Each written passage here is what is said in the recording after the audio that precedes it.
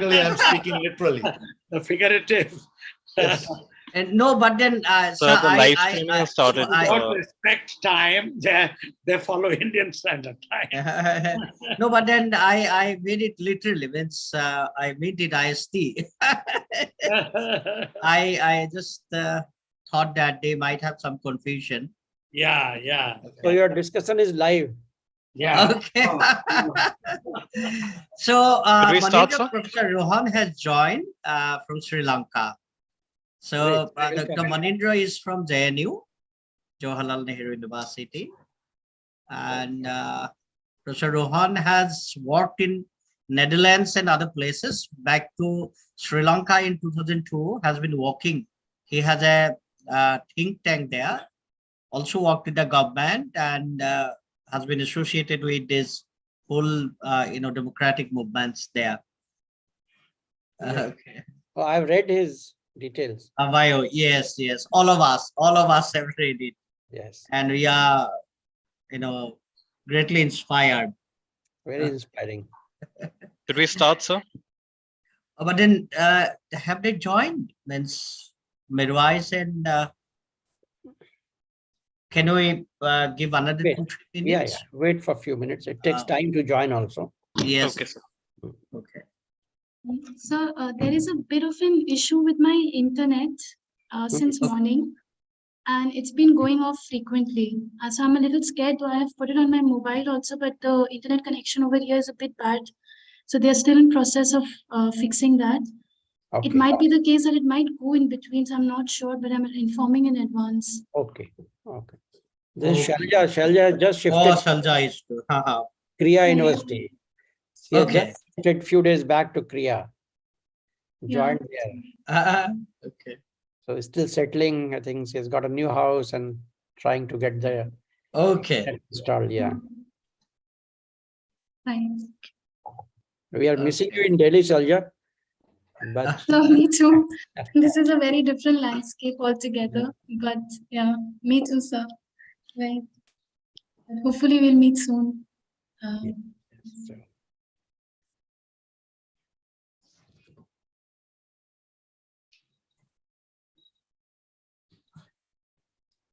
Angarag, I think both Mirwais and Farooq responded to your mail also, isn't it? yeah, I saw the mail. Yes. They Yes, sir, they responded. did. Okay. Just need to remind, I guess, because he was looking for a link also. Farooq was looking Sir, for. I did send a reminder Okay. just now. Okay. Mirwais had an Indian number because he did his PhD from South Asia University, I see. Delhi. Okay. But then, okay, I think they'll join. We shouldn't delay now. Yes, I think we 5 minutes. Let's start with, I think they'll join in between. Okay. I think, is it Mirwais? Okay, you have joined from a different, account. Yeah. Yes, welcome, Mirwais. You have to put it on. Your audio is off. Yes, yes, yes, Professor Akhil. After a long Great time. to see you. Great to see you. Yeah. So we are waiting for Farooq, but then as you have joined, now we'll Okay. move. Professor Rohan Samarajiva from Sri Lanka has already joined. We have Fine. the discussant with us. Dr. Manindra from JNU has joined. Professor Manoranjan Mohanty has joined. Manoranjan Mohanty has endorsed our South Asia Poverty Report. No, Okay, the great. report that we produced. Yeah, okay. Yeah. So, Angarat, let's move. Farooq sir has also joined now. Okay, that's great. Okay, Farooq, I can see. Okay. Yeah, he's here. I can see. Okay. Okay, I can see. No issue. Farooq bhai, welcome. I think, okay. Sorry, I'm a bit late. No, Thank you very no. much for inviting. All right. And great to see you after, 4-5 years, It's Yeah, a sure. recent experience. And, Midwise from Afghanistan has joined and Professor Rohan from Hey, Sri Lanka has joined. Yeah. Okay. All right. All right. So you. Angarag, Thank you. so we should move now. It's over to you. Good afternoon, everyone. I welcome you all to the 8th session of the 9th Annual Creative Theory Colloquium, organized by the Creative Theory Association in collaboration with the International Herbert Marcuse Society, the Raza Foundation, New Delhi, and the India International Center. The session is titled Troubled Economy and Grassroots Experience, and in the next hour and a half, a panel of experts from different parts of South Asia will be discussing what ails the region in the socio-economic sense and what role would resistance movements play in the future. The session will be chaired by Professor Akhil Ranjan Dotto, Professor and former head, Department of Political Science, Guwahati University. Our first speaker, Professor Rohan Samarajiva, is a Sri Lankan scholar and the founding chair of the policy and regulation think tank, Learn Asia. Our second speaker, Mr. Farooq Tariq, is a Pakistani socialist writer and activist and the national spokesperson of the Awami Workers' Party. Our third speaker, Mr. Mirwais Parsa, is an Afghan scholar in exile. He is a lecturer of economics at Dunya University, Kabul, and a doctoral candidate at the South Asian University. The speakers have been allotted 12 to 15 minutes each for their presentations. The discussant for this session is Ms. Shelja Tandon. She is a senior research associate at the lead program at Kriya University. Without much ado, I request the respected chair, Professor Datta, to introduce the theme for the panel and invite the speakers to give their presentations. Sir. You're in mute, Unmute. sir. Yes, I have unmuted now. Okay, thank you very much, Angarag. Indeed, it is Angarag who has coordinated, had written to the speakers, got their consent, and continuously communicated with them so that we can, ensure their presence in this session. I'll not take time. I just will speak a few lines regarding our expectation from the eminent speakers that we have. And Angarag has already introduced the three speakers. And, all of them have been working at the ground.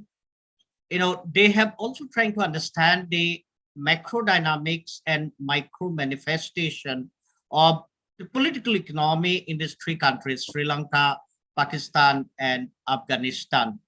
The three countries which had experienced two parallel processes. One is the onslaught of the neoliberal economy and also political authoritarianism at different points of times. In case of Sri Lanka, both democracy and authoritarianism. In case of Afghanistan, as you know, the things have been very different, both from Pakistan and Sri Lanka. But all the speakers have been working on them, working at the grounds, trying to understand, also trying to contribute towards the transformation of these societies, of their own societies in the respective countries, towards democratic transformation. Therefore, I think it will be a very interesting session. As I have said, we have invited you to understand the ground realities, how the troubled economy, the IMF, World Bank dictated the kind of neoliberal autocracy and its relationship with the kind of political regimes which are there in your countries, and how the hardships being confronted by the people have also been continuously resisted by the people at the ground. We also try to understand what are the possibilities, how to see the future. So I'll not take your time. Now we are telling that we'll be giving, very little time. It would have been great if we could have given you more time, at least up to half an hour. So I don't want to take your time. With this introduction, I invite Professor Rohan Samarajiva to give his presentation. Over to you, sir. Good afternoon and good day to those for whom it is not afternoon because of where they live. I'm happy to share some information, some knowledge about the ongoing situation in Sri Lanka, of which many people know only from news reports. Obviously, there is an economic crisis. The economic crisis has deep roots in the twin deficits that we have been running since independence, both current account and fiscal deficits, in the sense that we have been spending more than we make as governments and as the country.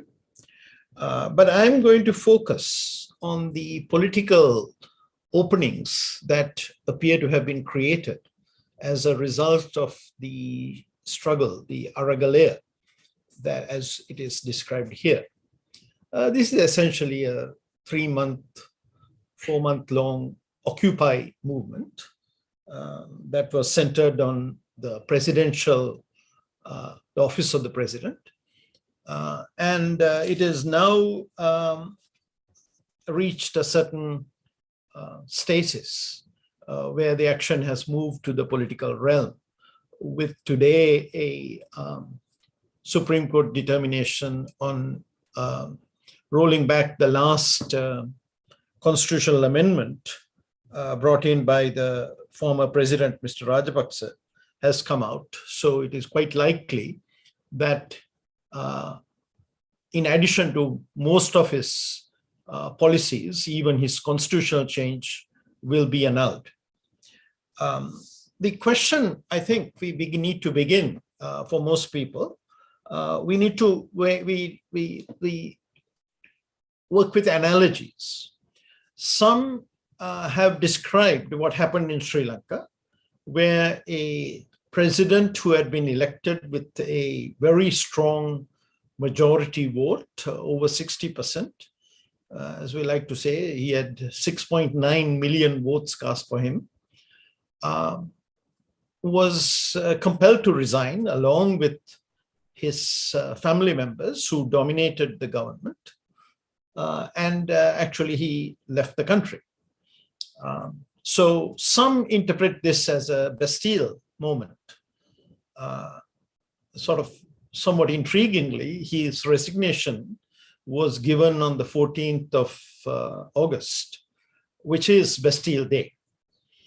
However, I believe that what happened in Sri Lanka has greater similarities to our first mass protest in independent Sri Lanka, which was back in, again, August of 1953, which was a hartal that has for long been celebrated by the left movement as sort of one of their great moments in their political activities.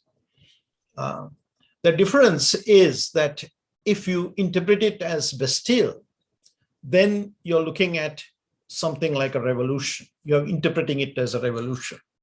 But if you're looking at it as something akin to the hartal of 1953, you're looking at the constitution continuing unchanged,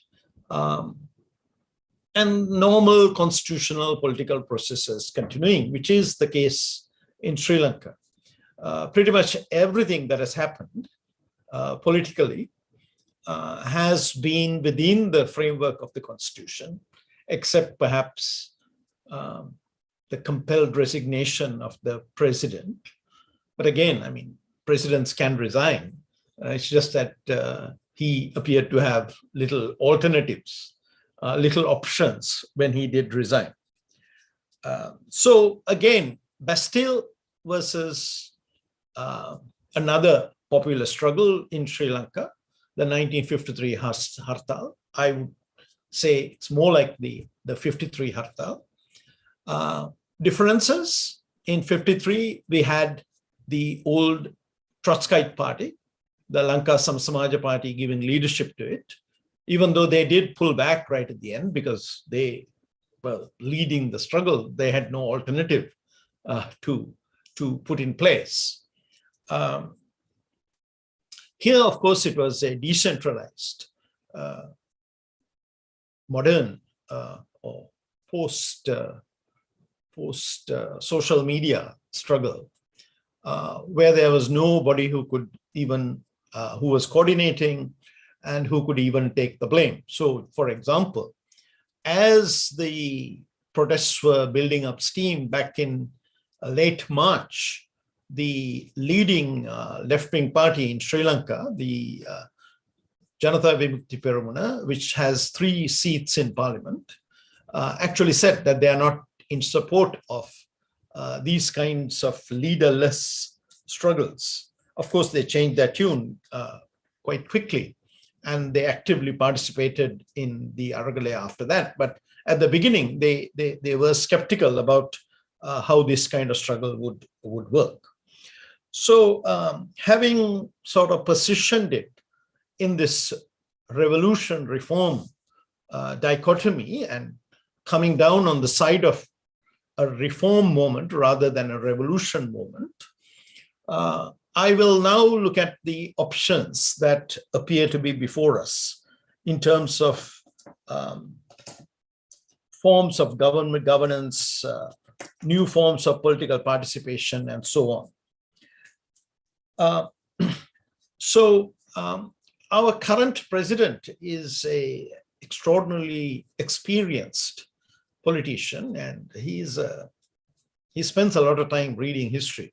So one would assume that he kind of knew something about what happened in the 50s, though he and I were both children at that time. Well, I wasn't even born in 1953. He was maybe 5 years old. So unlikely that he directly experienced what happened in 53. But basically, the government operated unchanged. Many economic measures, economic accommodations were made to the protesters, but there were no political changes that were brought about in the 50s. While here, the protesters were obviously talking about the economic crisis, but then they went beyond that and said the political class, particularly the Rajapaksas and the forms of government that we now have, etc., were responsible for the economic crisis. So they had all these political slogans which said, Gota go home, that is telling the president to resign. Rajapaksas go home, that is telling the ruling family to go home. And to a lesser extent, wanting parliament to go home as well, saying that they were also not necessary. So there was this sort of this political criticisms. Now, what has happened in this period is that we've, from May, as soon as he came in as Prime Minister, as the successor Prime Minister, Mr. Ranil Wickremesinghe, the current president, made public statements saying that he will open up participation and address the problems of representative government, representative democracy. His favored mechanism at that point was to take some things called sectoral oversight committees in Parliament that had been implemented when he was last Prime Minister between 2015 and 2019, and that they would be activated. They would be chaired by backbenchers so that more people in Parliament could get involved in governance. And in addition, the novel feature was that there would be 4 or 5 unelected youth representatives included in each of the committees. So that was sort of his first vehicle.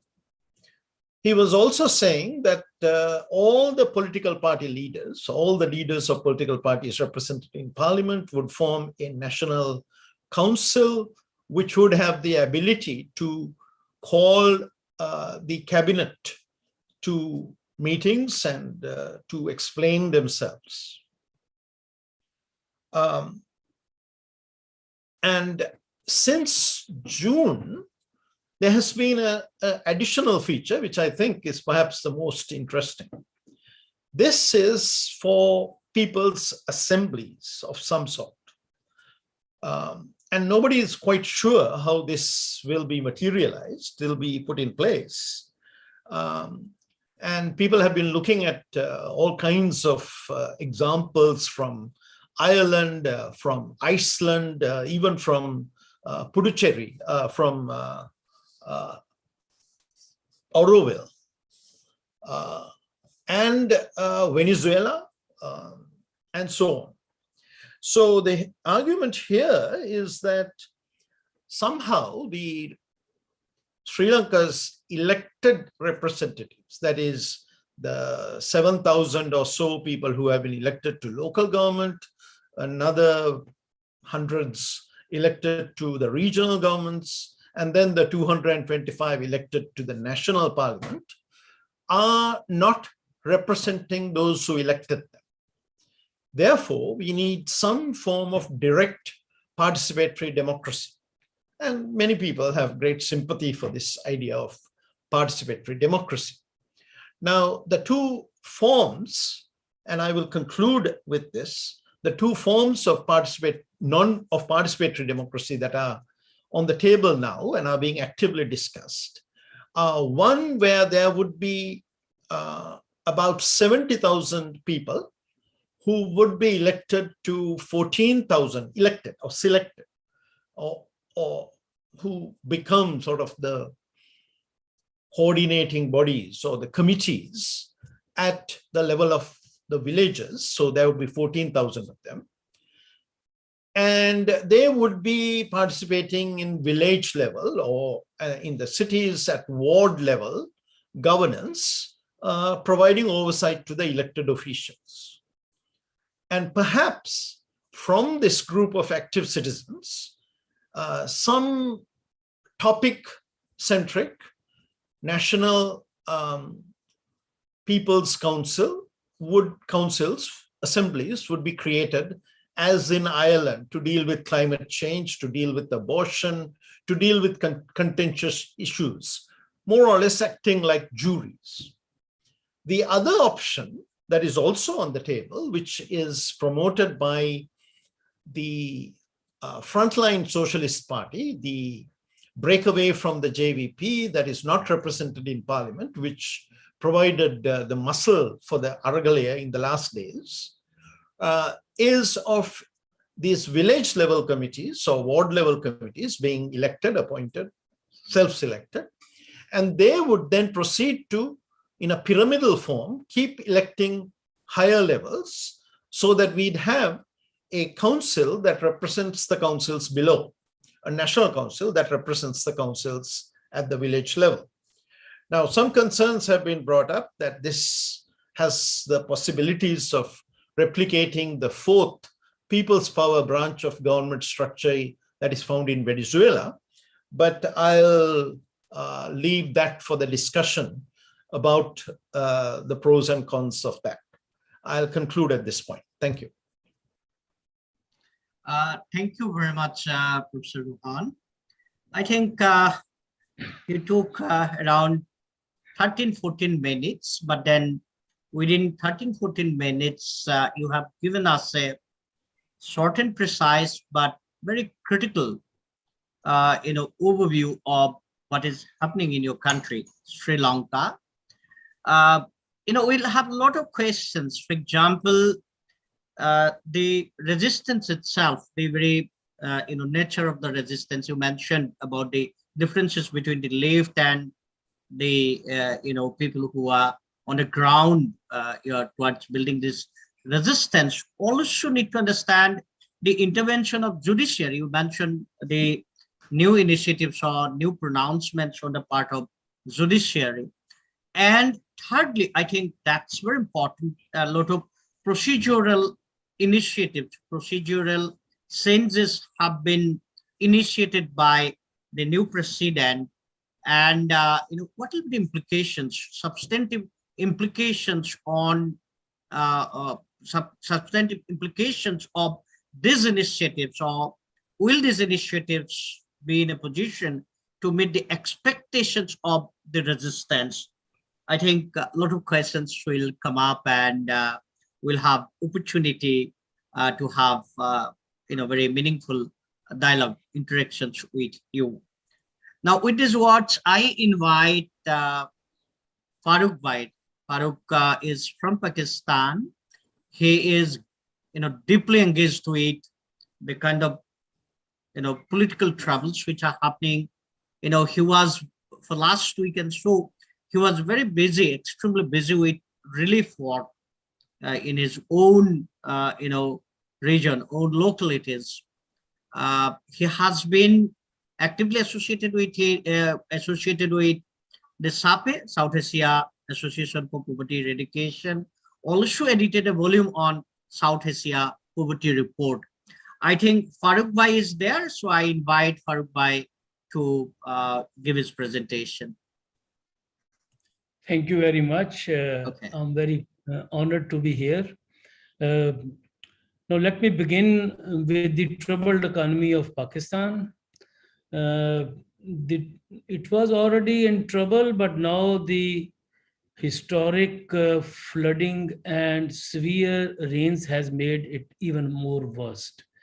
We are now experiencing almost 1/3 of Pakistan land underwater, which is now going a little bit back, but still Sindh is experiencing a new flood-like situation at this moment.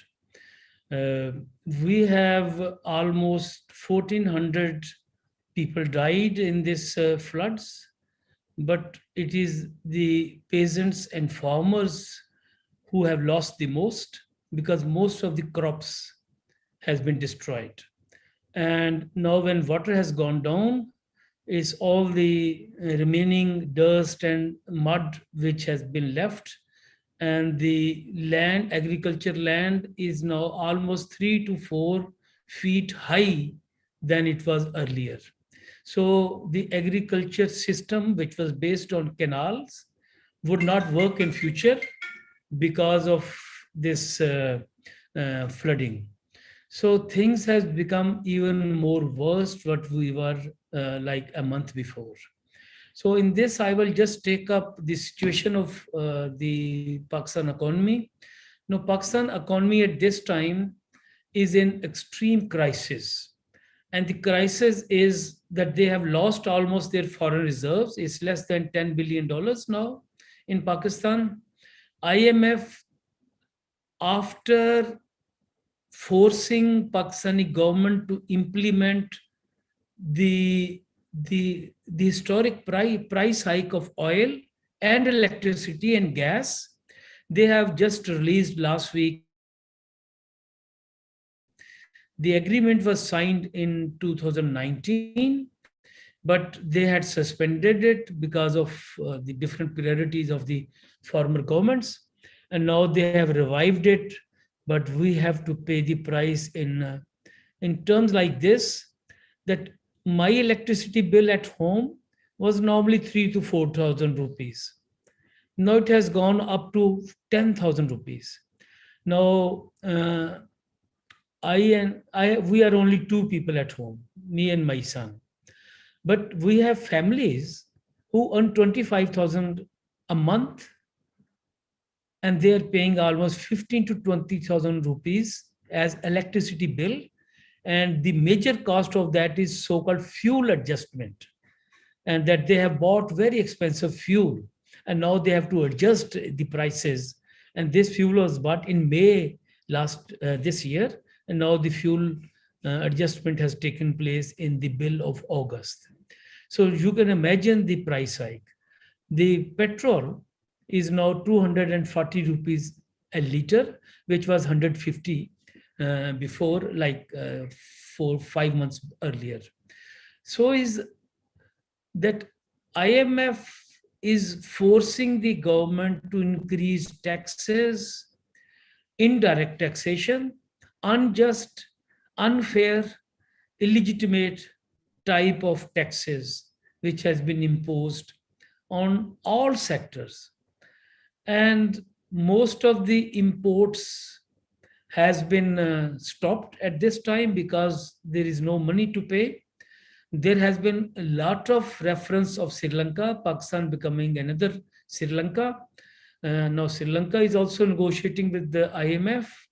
Now this IMF and the other financial institutions would still claim by the end of this year $21 billion as repayment of the foreign loans which the present government has to pay.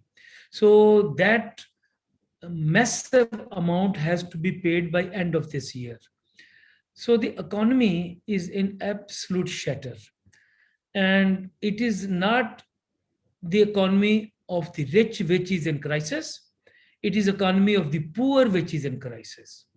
Most of the banks, multinational companies, corporations, financial institutions, insurance companies, fertilizer companies, all the other major exporters of textile, they are all in historic profits. And you can imagine that according to one UNDP report by Dr. Hafiz Pasha, 2,500 billion rupees were given concession by the state to the corporate sector last year. So they won't pay a single rupee as a concession to an ordinary people, but most of the amount which was fixed, oh, we have to tackle the corona. So they paid all the amount to the rich people, and they say we have to pay to the workers. They never paid to the workers. There was a lot of unemployment during corona period. So the corona period made huge profits for the rich in Pakistan, because there was a government of Imran Khan, which is a cricketer turned politician, who was in power at the time, and he made sure that the rich gets even more richer. So there was a massive campaign by the opposition parties that it's very price hike is uncontrolled, and everything is getting very on high prices, and price hike is under no control, and so on. So then several MPs from the ruling party shifted to the other side, to the opposition, and there was a change in May this year, and Muslim League Nawaz came into power alongside with several other political parties. So they came into power to curb the price hike. But the first thing they did was to do even more price hike. So they implemented IMF conditionalities with closing eyes. So we see that Imran Khan was a bit reluctant, although we were very much against him. Oh, a lot of price hike is going on. But those who came to stop price hike made even worst case for ordinary people. So they raised the price of oil from 150 to 250, and electricity prices, there was a unit price was 16 rupees. Now it's over 40 rupees a unit in Pakistan. So you can imagine the burden of the troubled economy put on the shoulders of the ordinary people. So we see a new class of new poor. And also we see a massive gulf of inequalities. We see rich getting a lot richer and poor getting a lot poor at present time. And we see a great unemployment, and then came the floods and the rains. Since the record has been maintained about the weather, this is the worst flooding in Pakistan. And we are paying the price of the rich countries and the industrialized countries, because Pakistan doesn't contribute only maybe few percent to the climate change, but now receiving end, because of the glaciers, they have melted, and it has been a massive flooding. All those homes around the river Sindh, river Swat, river Kabul, they are all demolished. Most of them are demolished. Now, I was this morning as well buying some relief items. We are sending another truck this afternoon. But those who came back yesterday from Dera Ghazi Khan district, which is like in Saraiki Vasev, they told us we have seen no sign of 8 villages which were there earlier. And they told us this was the first relief which we brought to that area. And we traveled like 15 hours to arrive in that district. And that's how, and this is not just the one case is taking place for last 1 month already. So we can see the future of Pakistan economy would even be worse because of the flooding. Now, every disaster brings a possibility of making more profit for the rich people. Every disaster is a profit-making exercise for Pakistani ruling class. Now, Pakistani ruling class is very short-sighted. They have not been able to tackle feudalism. Islamic fundamentalism is on the rise. There is no signs of secularism in Pakistan. Is the religion taking over every aspect of life? And they see everything with religious glasses. And that means the religious minorities are in great exploitation at the present time. The Christian community, the Sikh community, the Hindu community in Pakistan, which is not many, less than 5% in total, but still they are at the receiving end of all the prejudices of the Muslim fundamentalist community. So we are now facing challenges of inequalities, injustice, climate justice, and also facing the religious fundamentalist challenge. And this is one of the grave challenge because we see that most of the religious fanatics have set up stalls all over Pakistan to help the flood-driven areas. But that's how they make their political gains all over. And they banned organization, which is banned by Pakistani government, are now putting up camps everywhere, even in Lahore and Karachi and Islamabad, Peshawar, everywhere. So there is no control of the state. Another major problem of Pakistan troubled economy is militarization of the society. We have spent 35 years under direct military rule out of 75 years.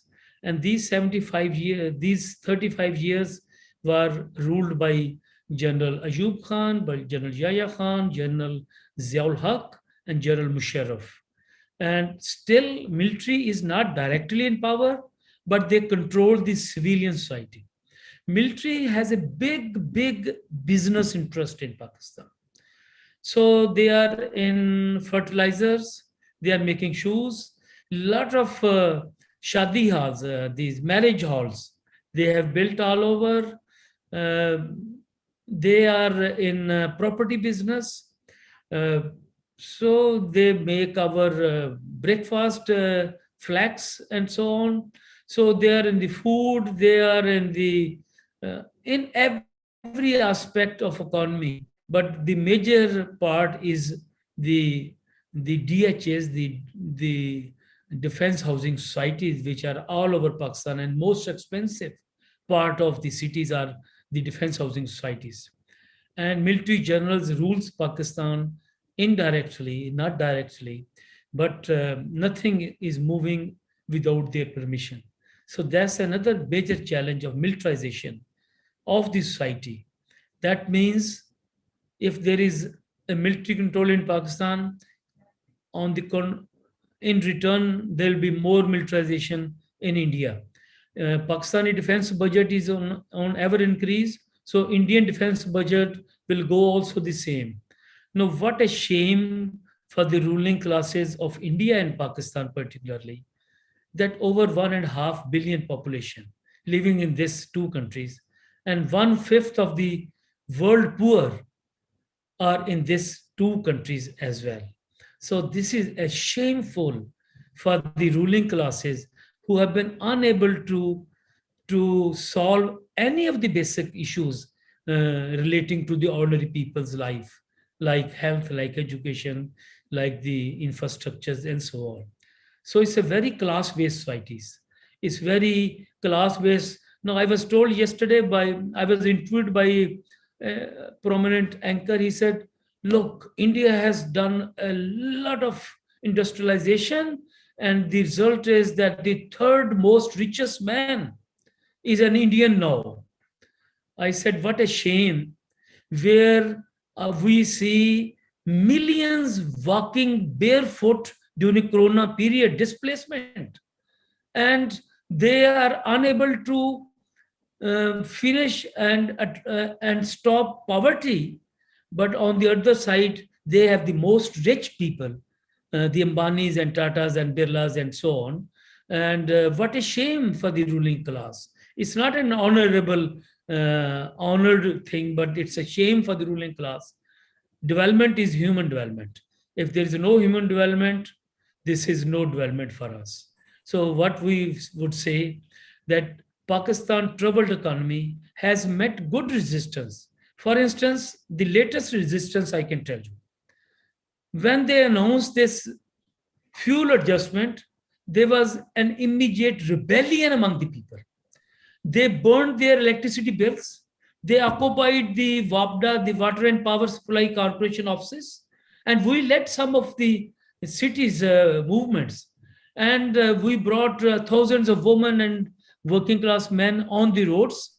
And the government was forced to announce that those who have spent 300 units will, their fuel adjustment will be given back to them in the next month's bill.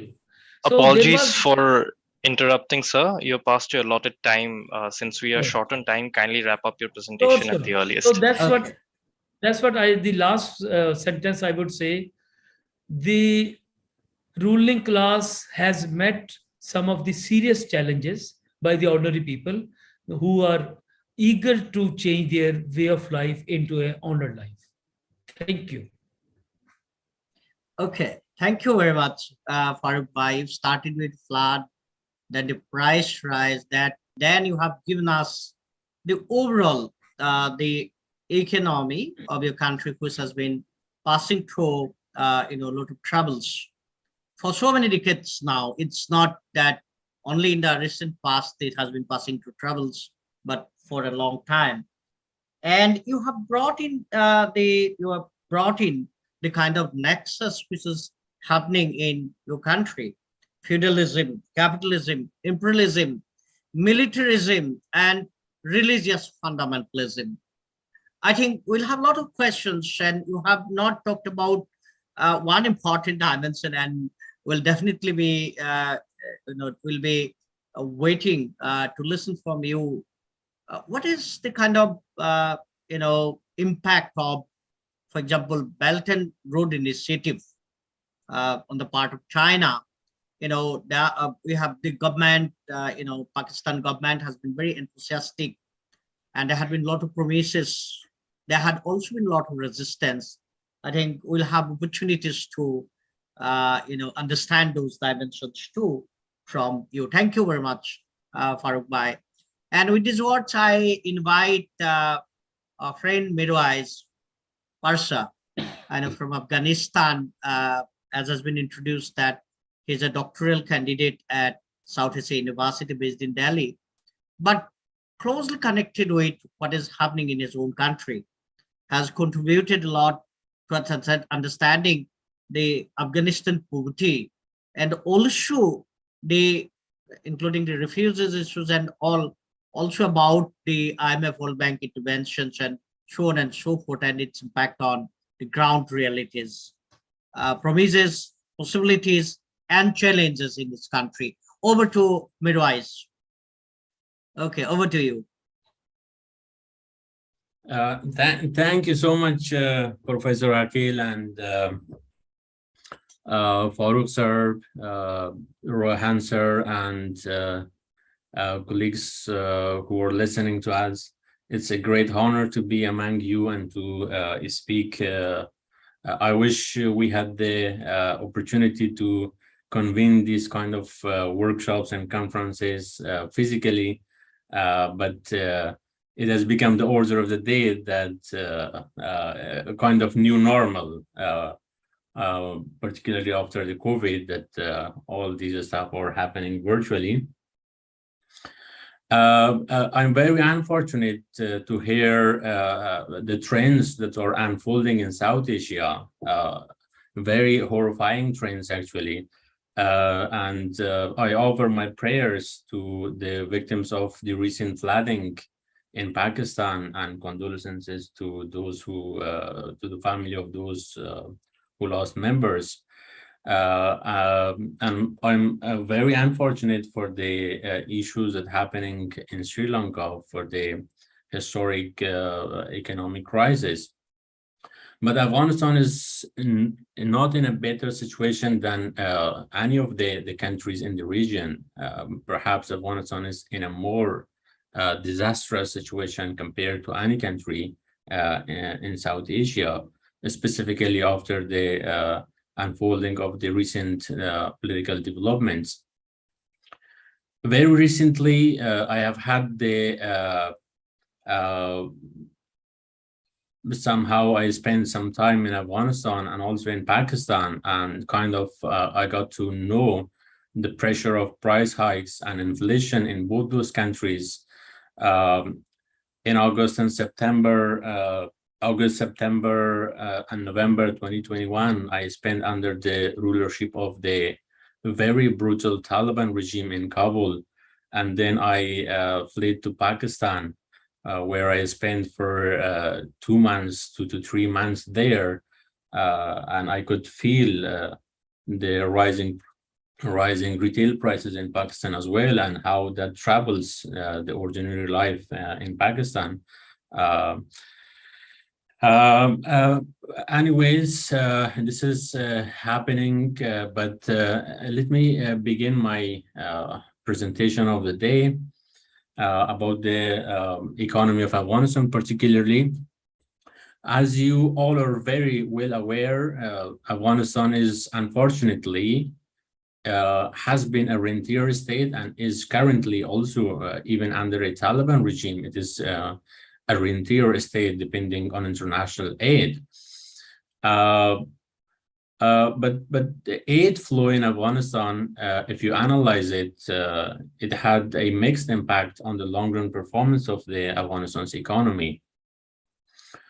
On the one hand, if we analyze the recent past from 2001 to 2021, the flow of aid, no doubt, it shaped the contextures of a modern economy and bureaucracy in Afghanistan. It boasted a nascent but kind of a thriving private sector and also a civil society that were not much thriving in Afghanistan before that. And also it integrated the economy of Afghanistan with the world and the region. But on the negative side, also the flow of aid had resulted in a systemic corruption in Afghanistan. There were reports that from the billions of dollars of aid that flown to Afghanistan over the past 20 years during the Republic in particular, at least 40 to 50% of those aid were sent back to the donor countries in the form of salaries to the advisors and in the form of this very dense network of national and international corruption. And also this continuous flow of aid to Afghanistan, it boosted a culture of dependency in Afghanistan, and it made the economy of Afghanistan a completely aid-dependent economy that without the flow of aid, it could not survive even a night. Beside that, on a political front, it was actually the flow of aid that hampered the legitimacy of the state under the Republic. Upon the collapse of the Republic system in Afghanistan in August 2021, at least 75% of the government's public expenditure were covered by international grants. With a gradual decline in that aid, starting from the year 2014, when a triple transition happened, the economy of Afghanistan slowed down and the rates of poverty and unemployment kept rising. The pandemic and the intensified war in the recent years of the Republic actually hit on those negative trends and led the economy to the brink of a unescapable collapse. Well, after with the Taliban taking over on August 15, the economy of Afghanistan is now completely collapsed. The country became a pariah state. It is completely isolated from the international financial markets, and the economy is in a free fall. An absolute majority of the population of Afghanistan, close to 90%, are living under poverty line.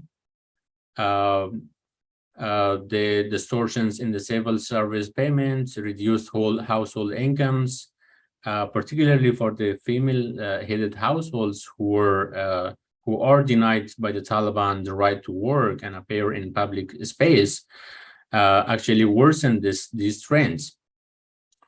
The total domestic expenditure, comprised of both the government and the household consumption has declined by at least 60%, and more than 82% of households lost their wages, and 80% of the families are unfortunately resorting to the negative coping mechanisms of child marriage, child labor, and around 8% of the households are very unfortunately resorting to begging for mere survival after the collapse of the Republic. Now, if one analyzes these negative trends all around the economy and polity in Afghanistan, they are dependent on four major factors. One, the role that the US, the NATO, and the international financial organizations played in Afghanistan, just supporting an economy completely dependent on aid, and then leaving the economy, abandoning Afghanistan overnight. One. The second, a legitimacy crisis of the current regime in Afghanistan, the Taliban, a crisis of accountability that the current regime is suffering in Afghanistan, and also a crisis of governance that unfortunately the current regime being filled up with a bunch of clerics who are unable to deliver services. These four major factors are behind these negative trends and humanitarian crisis in Afghanistan. Now, the US and the NATO, unfortunately, during the Doha peace process, they had a misconception of the Taliban during those talks and also afterwards. And that misconception in the minds of the US and the NATO and the international community in general was that, okay, now the Taliban are changed. Now we are faced with a Taliban 2.0. And these Taliban 2.0 are completely different from the Taliban of 1990s. This new generation of the Taliban are more moderate. They are not against the rights of the women. They are not against education for girls. They are much open-minded, and they are kind of not that radical as they were back in 1990s. But unfortunately, the 1 year of the Taliban rulership in Afghanistan proved them wrong. The Taliban are not changed. They are the same guys. The first generation, the generation of 1990s, and the current generation are not different. Actually, the younger generation who were soldiers back then in 1990s are the leaders now. So practically there is no minimal changes in the Taliban ideology. And that's why still over the past 1 year, Women are not allowed to go to the public space, to appear in public space, or to go to work. Girls are denied the very basic right to education. The schools are shut down on the faces of women and girls. Universities are shut on them. Civil services are they are not allowed to appear in civil services positions, and so on and so forth.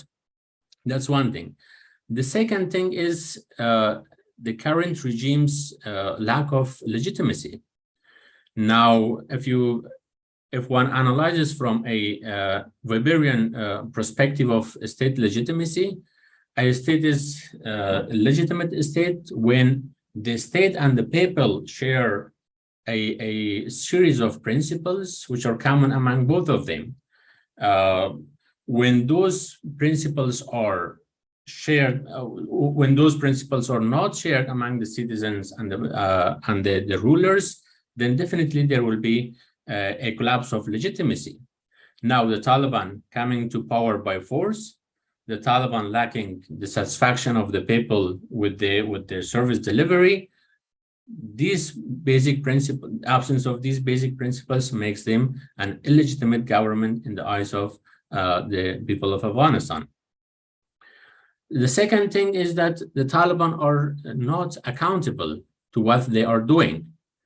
The Taliban they're supposed to two tiers of accountability. One, accountability to international community under the Doha Agreement, that they should stop relations with the Al-Qaeda and other international jihadist terrorist groups, and they should not allow the soil of Afghanistan to be used against any other country in the region or beyond.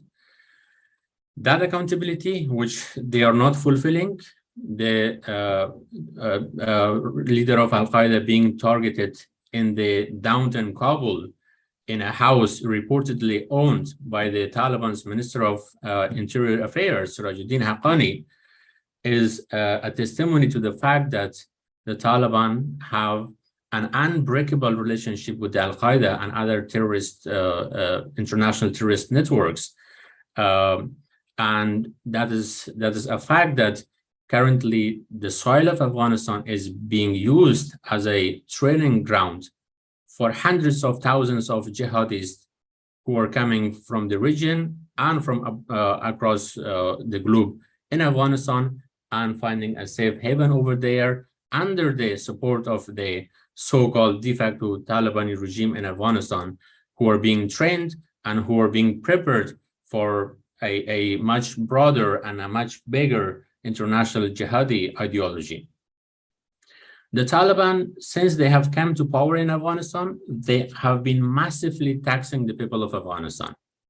There are various types of formal taxation, which was there in the previous government as well, but the Taliban have also added informal taxations to that. They are simultaneously taxing people formally and informally. Informally, through zakat and ushur. Ushur is a kind of religious collections that they are collecting 1/3 of the agriculture produce from the farmers across Afghanistan, and zakat is kind of 2.5 to 3% property tax that they are levying on the people for their properties. Besides these formal and informal taxations, the Taliban have started over-exploitation of Afghanistan's natural resources. Farooq sir might be in picture that since the Taliban came to power, each day around 400 to 500 trucks of Afghanistan coal are being exported to Pakistan, and at least 150 to 200 small-scale and large-scale Afghanistan mineral resources are being exploited by the Taliban over the past 1 year.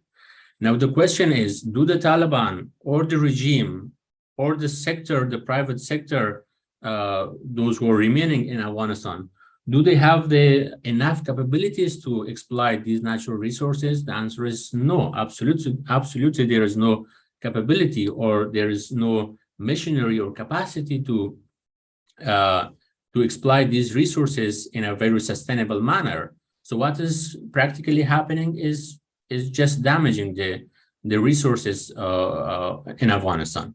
Miraj, by 2 minutes more. Okay. Okay, You have okay, to sure. wind up. Yes. Sure. Okay. Just another point that I want to make is that besides this crisis of accountability and legitimacy, there is also a crisis of competence in Afghanistan. Now, the Taliban's notion of a government is not something of a nation state that we are sharing, or there was in the previous government in Afghanistan. Their notion of a government is just a theocracy, a totalitarian regime guided by a bunch of clerics. What are these clerics doing under the umbrella of the Taliban regime? They are not delivering services. They are not accountable to the people. They are not legitimate. They are not competent. What they are just mullahs, religious leaders, religious scholars, even not a good religious scholar. And they are responsible, and they are using the state apparatus to spread their Taliban ideology, to spread a very extremist version of religion, which is not what the people of Afghanistan believe, which is not what the people of Pakistan or any other Muslim community in the region believes. So now the state apparatus is left to this group of people. Afghanistan Central Bank in particular, and the banking system in general, is collapsed. Why is it collapsed? It's because the Taliban are not agreeing to install a competent central banker.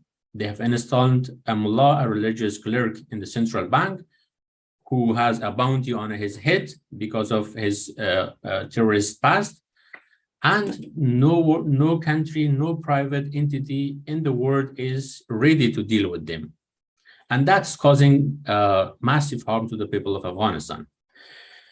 To put all these points in context, what has been the root of all this is actually the abandonment of Afghanistan by the US, by the NATO, and by the international community.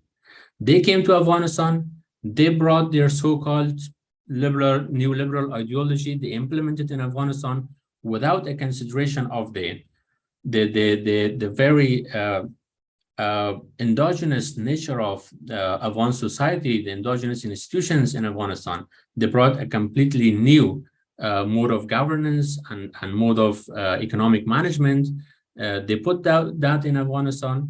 They lived with it for 20 years. And then with a stroke of the pen, they left Afghanistan and they withdrew their forces. They cut down their development aid. And that has been now causing Afghanistan a catastrophic humanitarian disaster. So I stop here. Thank you. Thank you very much, Mirwais Parsa. In a short span of time, you have given us a lot of insights about the economy, and you have not limited yourself towards making us understand the economy. You have very critically and comprehensively talked about the kind of polity which has come up now and which is being controlled, which is being run by all untrained, uneducated religious mullahs who do not have understanding about nitty-gritty of an economy which is so integrated with the global economy. Starting with your opening words that Afghanistan have been an rentier economy, and your closing remarks that the abandonment of Afghanistan by the US and the NATO forces, who indeed imported or imposed the neoliberal orthodoxy, had created more crisis for the country. I think we'll have a lot of discussion on the issues that you have raised. I think we are left to it 25 minutes now. Our session will be up to 4:30 p.m. And we have our discussion. Sales attend on. I think she'll give us an overall understanding about the presentations made. So can we allot you 5 minutes, 6 minutes, so that You can. We are so sorry that you'll have to So I'll wind up. jump in quickly. I'll jump in Okay. and I'll stop Okay, the. then So that, it will yeah. leave us with Since you- 20 minutes for discussion. Since you've Over cut to my you, time, Eldad. yes. Yes. Thank you.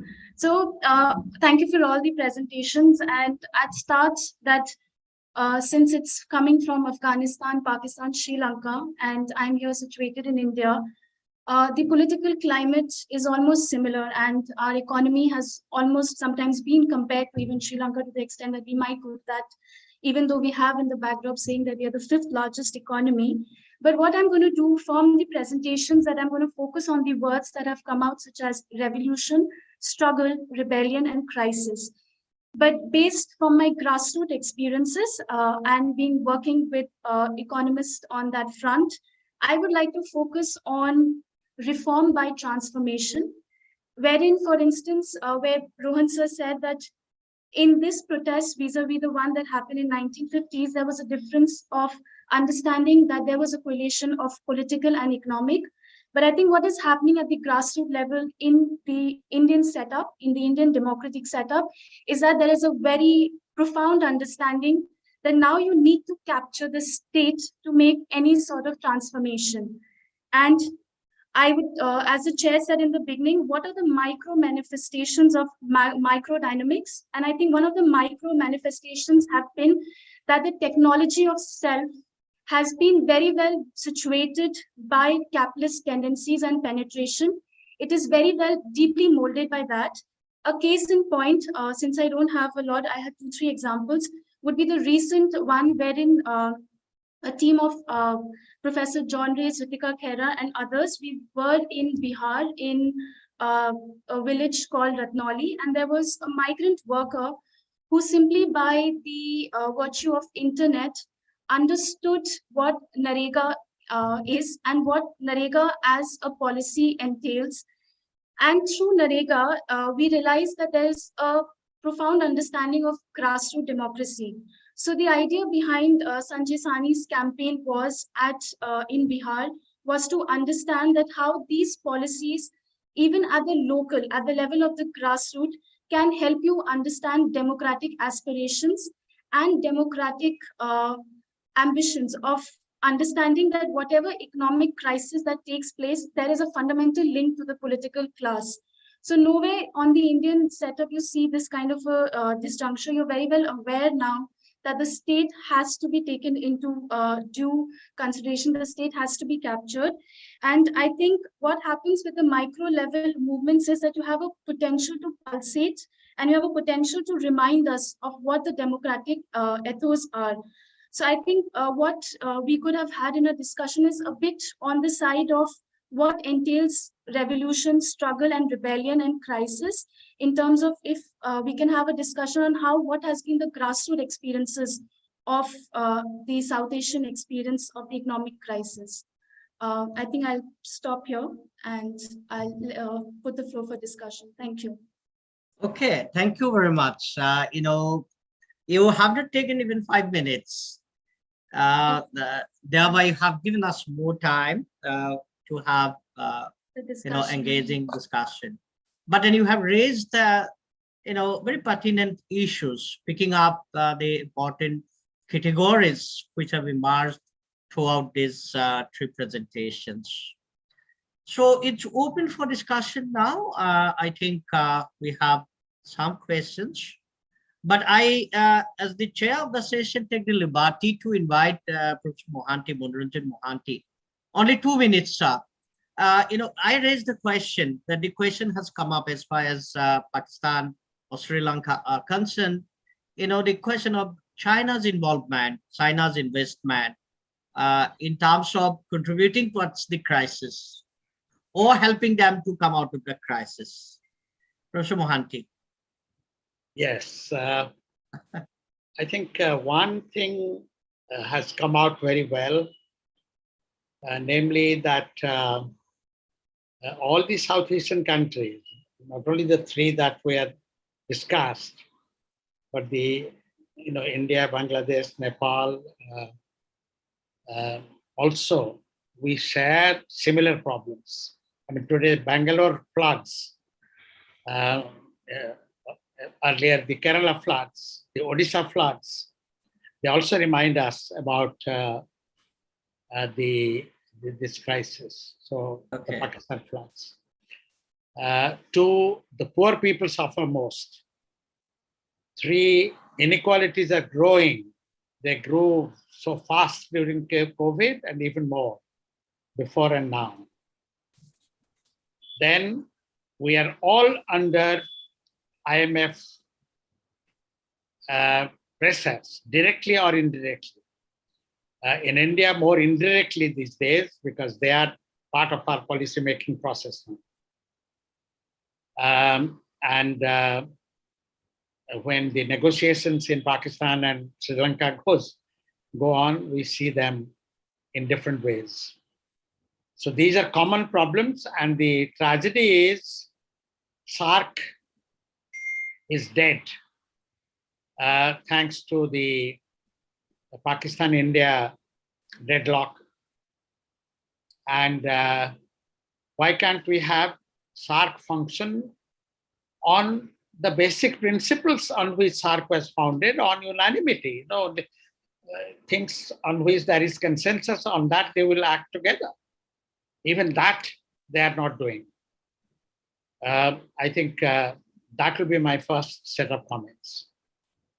I'm sorry that China, we should have come in a big way to help Sri Lanka, help Pakistan in the floods. And not only China, the BRICS Bank, the new development bank, should have given a loan immediately, not wait for the IMF, and not leave it to the decisions of individual countries. The new development bank should have immediately come into help.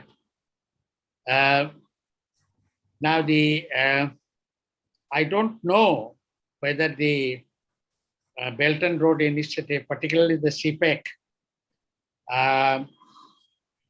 which has been, that area also has been very badly affected. Now, again, it's a good test whether in crisis situations, the BRI, the Belt and Road Initiative, can also come and help.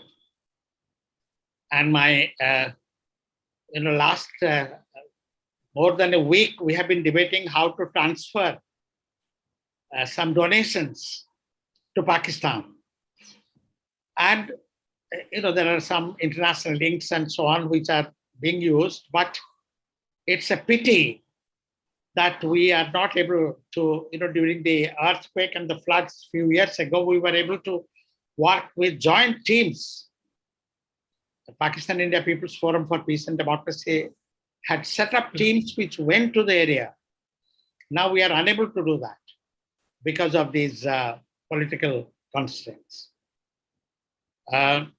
Therefore, I think we need a new framework for re-energizing South Asia cooperation and South Asia solidarity that comes from below, from people's initiatives, that pressurizes governments to really open up new avenues of joint action with solidarity, because our problems are very, very comparative.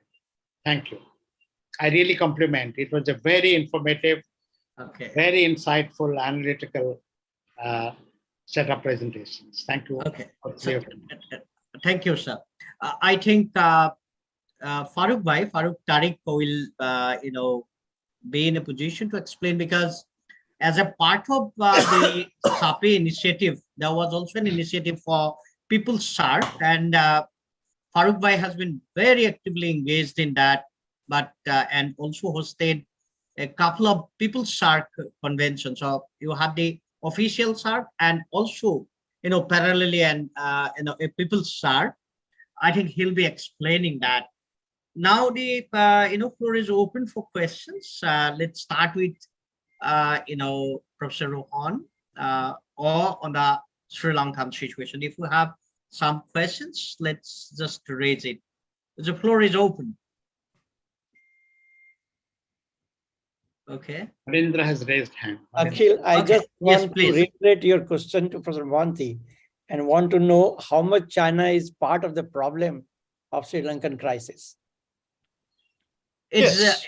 Rohan. Yeah. Professor Rohan. I would argue that a statist, nationalist mindset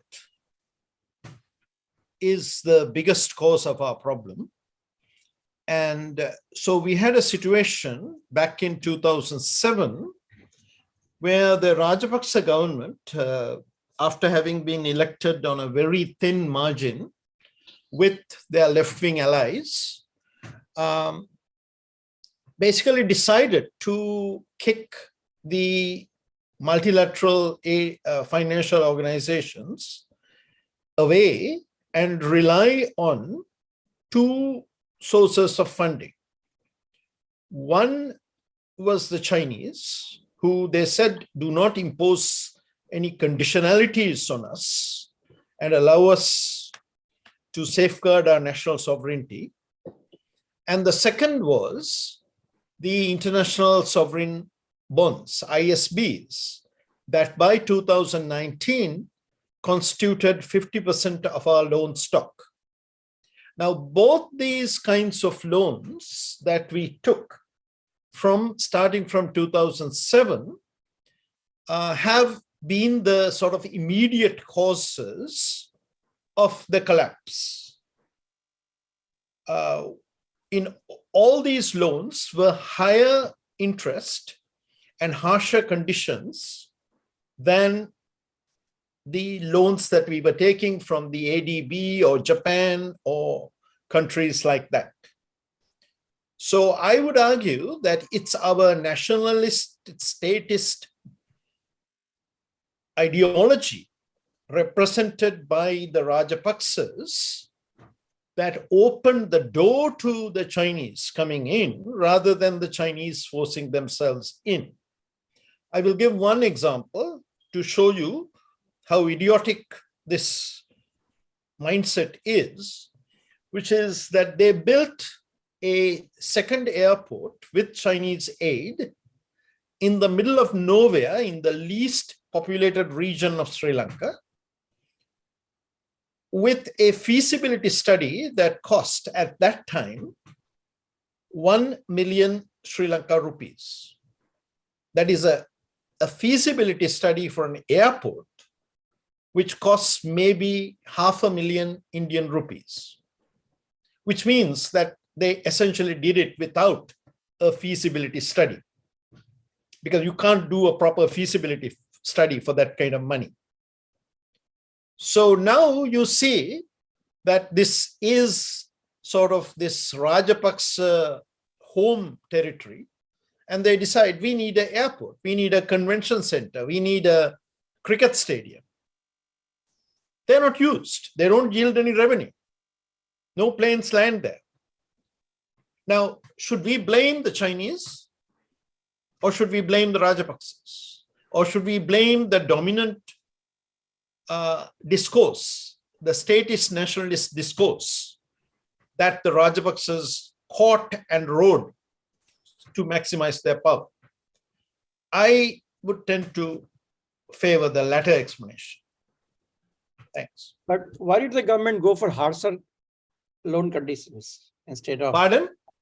Why did government opted for China at all if it was hard? Absolutely, because the government is interested in two things. One is the nationalist argument about having no conditionalities. And the conditionalities are things like international competitive bidding. So the Asian Development Bank will insist on international competitive bidding. So I have actually published something back in 2007 itself, not now, which showed that the airport to Colombo Expressway, which the ADB experts calculated to cost 15 billion Sri Lanka rupees at most. That was a ceiling figure if we went for a competitive bidding, actually cost 33 billion, which is more than double, with the no competitive state-to-state Chinese arrangement. Now, one can also ask, so why is it that Sri Lankan politicians went for the higher cost? To a certain extent, I think the answer is implicit in the question itself. Perhaps some of that money came back to them, but we don't have very strong evidence on some of those transactions. Okay. Okay, thank you very much. Over to Farooq Bhai. I think, do you have any question for him? Or the question that I raised? Yeah, okay. Okay, yes, thank you.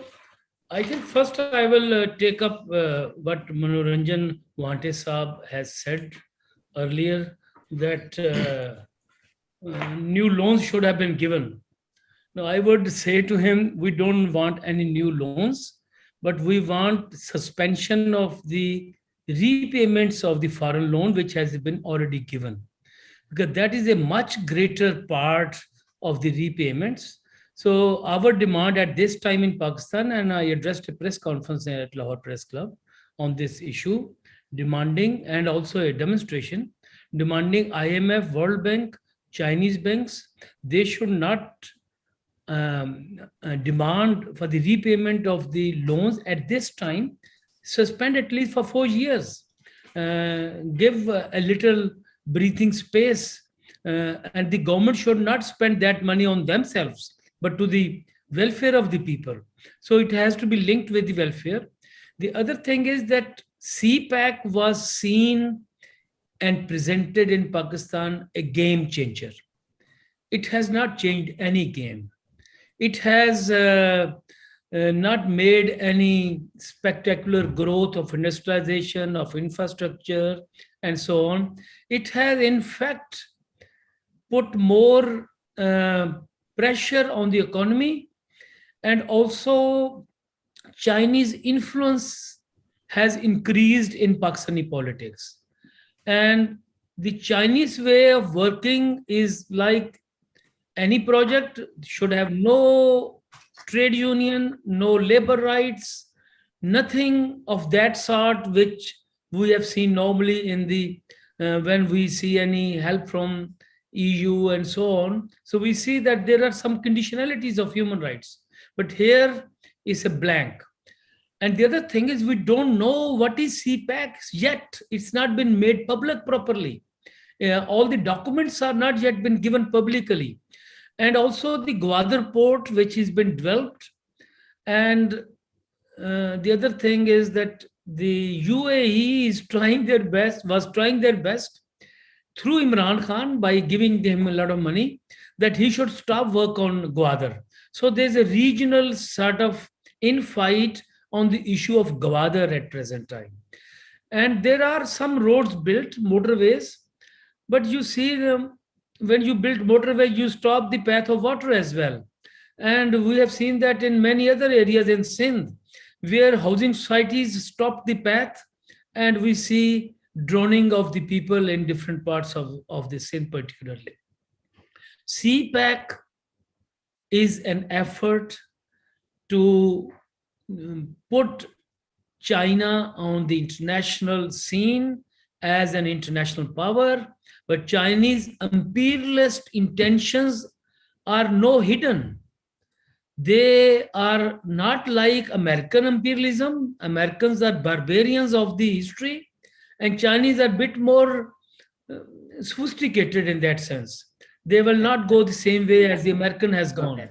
So, but we see that Chinese, as they were able to avoid the overthrow of the Chinese communist bureaucracy after the Soviet and Eastern Europe collapse, they were still able to transform themselves from a bureaucratic state to a capitalist state. They are still trying that sort of easy transformation. Okay. One minute on your People's Shark. Yes, and People's Shark, the problem was that there was, last People's Shark was supposed to be in Islamabad, Modi refused to come, and that was the end of the story. and Okay, it has thank- not been taken Yes. place All right. since All right. 2014. No, that was So fine, this but with what about Pakistan and Indian ruling class, they don't want to meet. They will talk people's sark, but what we say, मुंह में राम राम बगल में छुरी मुंह में Ram Ram. So वो sometimes they talk friendship, but they have swords in under their Okay. hands. So Okay, they want to kill Bye. each other. So I'll that's I'll it. stop here.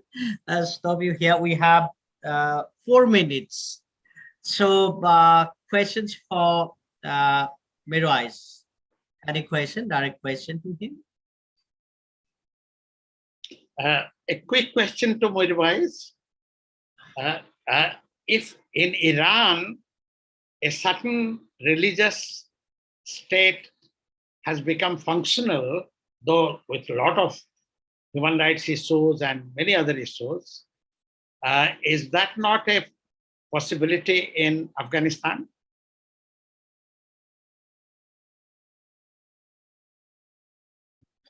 Well, first of all, I think in Iran also a very totalitarian state is becoming functional, and that with the use of extreme force by the guerrilla guards of the Ayatollah Khamenei, which is suppressing the people of Iran. Iran is a long-term neighbor of Afghanistan, sharing the same culture and language with the people of Afghanistan. Why is that not happening in Afghanistan? I think there is institutional weakness in Afghanistan. In Iran, the regime, the revolutionary regime in Iran succeeded to establish very strong military and a strong set of institutions of civil services, legislative, executive, etc., which is completely absent in the context of Afghanistan. Afghanistan did collapse partly because of the institutional failures. Institutions were just built on an array of this hope, and they were built on the dollars flowing from US.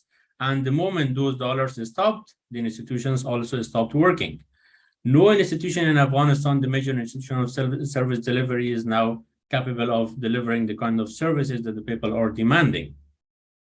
And nor is there any organization in the civil society or at the grassroots level that could have been supported over the past 20 years to take the role now to kind of heal the wounds of the people, is also absent in the context of Afghanistan, because intentionally those grassroots level institutions were not allowed over the past 20 years to thrive in Afghanistan, partly because the US and NATO, they wanted a central command in Afghanistan, a central command through which they could influence every nook and corner of the country. And that's why they did not allow for a pluralist political regime to come into power in Afghanistan, nor did they allow for the strengthening of institutions in real sense. And that's why Taliban or any other regime, even the republic, was a collapsing republic. It was not a government which could deliver the services that the people needed, which could have the legitimacy that a state should have in a 21st century nation state. And the same is true with the Taliban. And now the difference with the Taliban is that they are incompetent. They are not tolerant. They are preaching a very totalitarian and a very extremist form of the religion, which is not the kind that the people are believing in. Probably in the context of Iran, a majority Farsi speaking and a majority Shia religious group is kind of surviving with a regime of the same sort. But in Afghanistan, it's a country of multicultural and multi-ethnic and multi-linguistic and religious group of people living together. And in that context, if the state, if the regime is not tolerant towards different ethnicities, towards different religion, towards different sects, it cannot deliver and it cannot survive in Afghanistan. Okay, thank you very much, Mirwais Bhai. So we are not in time. It's 4:30 now. This session is supposed to be over by 4:30. We started 5 minutes late, but I do not want to delay it.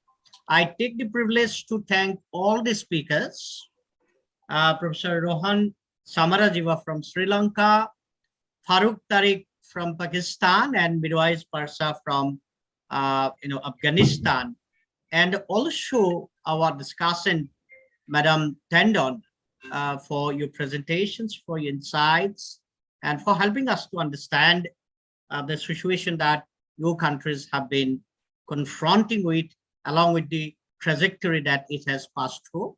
I also take the privilege to thank all the participants present here.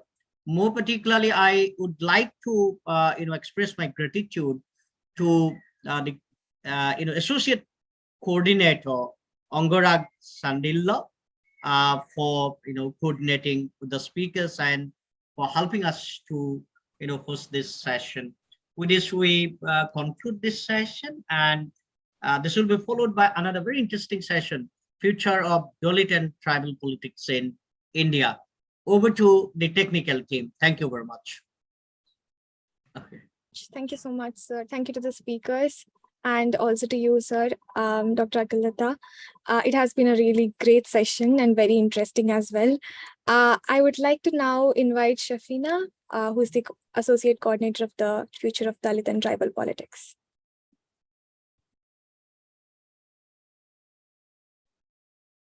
Hello, am I audible?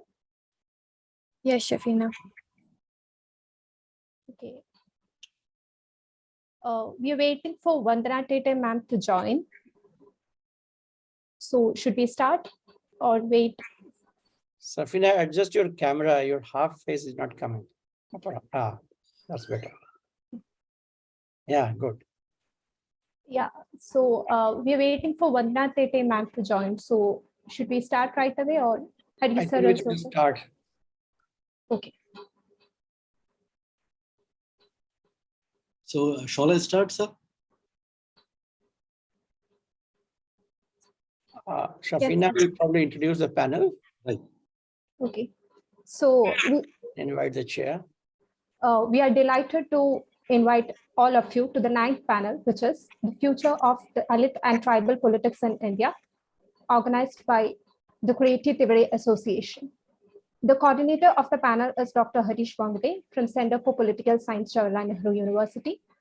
Our first panelist is Professor Jagannath Ambakudia from Center for Peace and Conflict Studies, School of Social Sciences and Humanities from TIS Guwahati.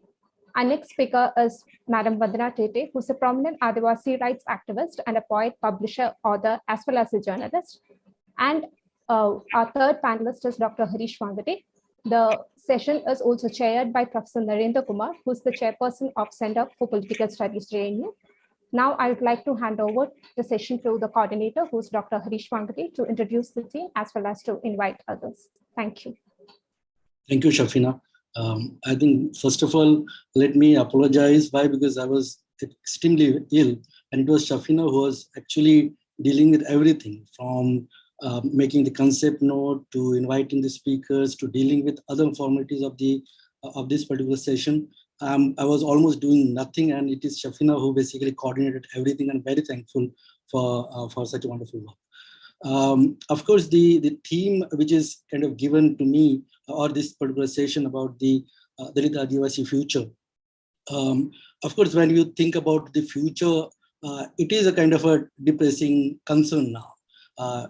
You go to any left liberal political group to discuss anything about the future, you know that there is a kind of a different, depressing, frustrating kind of an opinion about how to deal with the future of India. And I will suggest that probably the Dalit Adivasi question is depressing and problematic, not just in the recent times when we have seen the arrival of the right-wing Hindutva forces in such an aggressive and powerful manner. I think the depression and the issue of identity or issue of justice was perpetually there since the beginning of modernity. And the claim that the Adivasis and the Dalits should become part and a kind of a very important participant in the larger democratic system that was very much there from the very beginning. But what we have seen in a kind of a larger history, modern history, is of course that the relegation or some kind of a peripheralization of the Dalit Adivasi identities, suggesting that probably they are mainly the claimants of certain rights. They make their claims on the basis of some kind of a democratic participation and the idea of representation. And therefore, the larger ethos or the larger philosophical values which were there part of the Dalit Adivasi life world, like for that matter, thinking about a normative universal claim about the world, not about the nation, but also about the world. And that possibility that the Dalit Adivasi can also claim some kind of universal values and can examine the location of nation and the people in general, that possibility was never been dealt very sincerely. Instead, what, as I said, what happened with the Dalit Adivasi identity is mainly that they are part of what they called the democratic regime, and in that democratic regime, they should always be considered as what we often been called as the feelers or as the token representatives, or some kind of a claimant of some power within the larger discourse of democracy.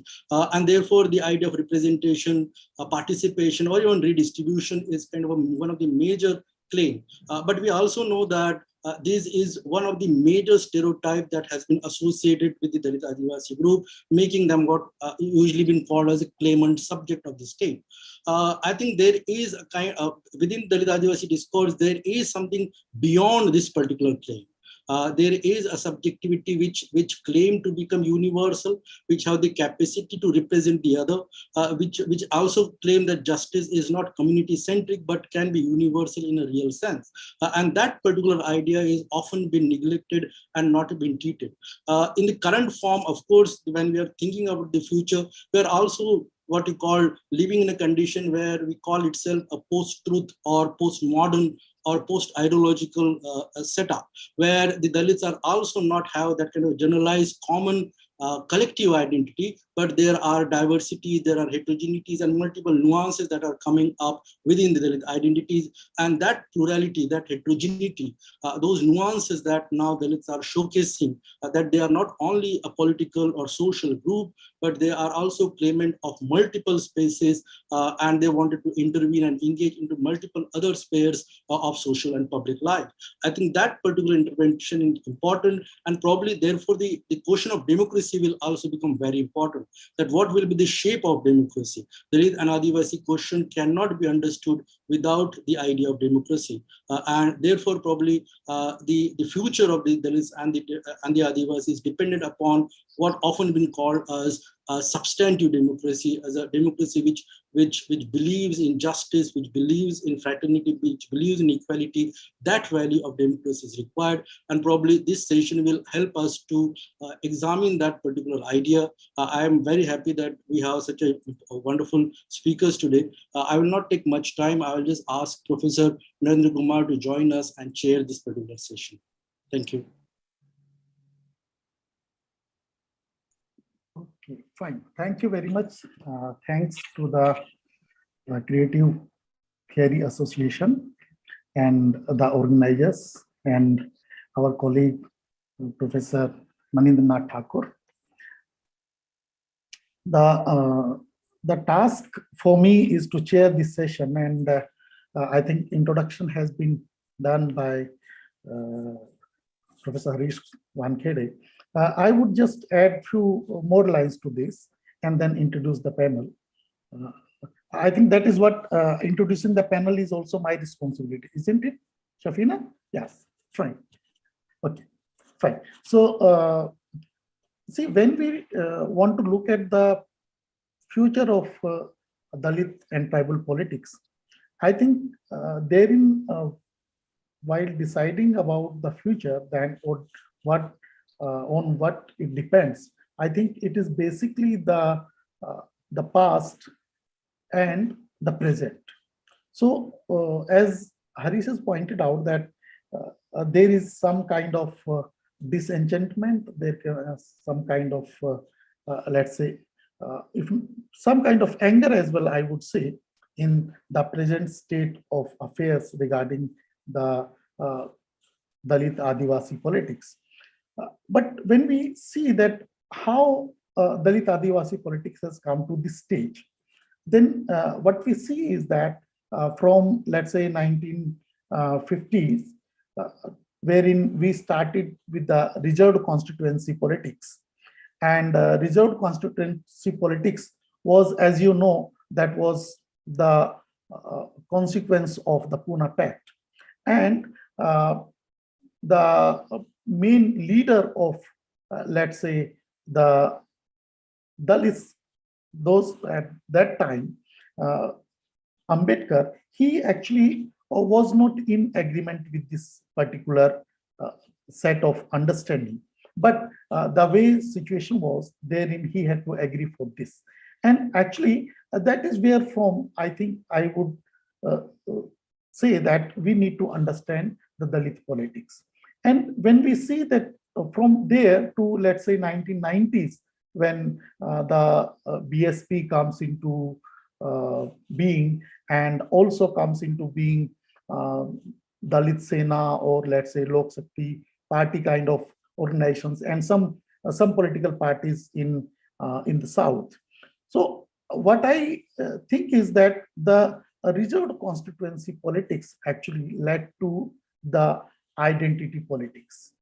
And this identity politics, in fact, is from where actually we need to look at that, what would be the kind of future of this politics.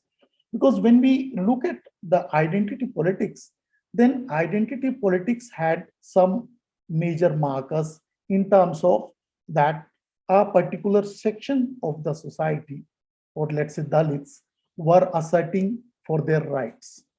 And they were asserting for their rights as a community. And when any community, whether we look at in the past, in the history, or the, let's say, present, or maybe the future as well, then this kind of politics, actually, when there is a community politics or assertion of a particular community, then certainly there would be also a counter politics to that. And that kind of politics, I think, has brought in the kind of politics wherein we look at the present state of the Adivasi and Dalit politics. Dalit politics in particular, if not Adivasi politics. Because when we see the Adivasi politics also actually we see only in some parts of the country. But actually, when we look at the Dalit politics, then Dalit politics was actually having its influence in major parts of the country. Whereas the Adivasi politics was confined, let's say, Northeast was a different case altogether. Whereas in the central India, when we look at then Jharkhand Mukti Morcha politics, and in Chhattisgarh also in some senses, that the kind of politics which was actually played, and wherein it was argued that the tribals themselves need to have their own different kind of state, a separate state. So I think, and now where are we? Where do we stand as a nation, and within that the Adivasi politics or the Dalit politics? Then therein I would say that the Adivasi politics actually has got its kind of distinct kind of politics in these two parts, if not in these two parts, but at least in Jharkhand state as such. But in Chhattisgarh, probably it is not reflected in that sense. But when we say, then at the same time, there was a kind of counter politics to that. And that counter politics has brought in the, wherein the non-tribals are becoming dominant sections within these states. And even the political parties, which are the dominant political parties, they are trying to bring in somebody, even in terms of, let's say, chief minister as well, from a known tribal background.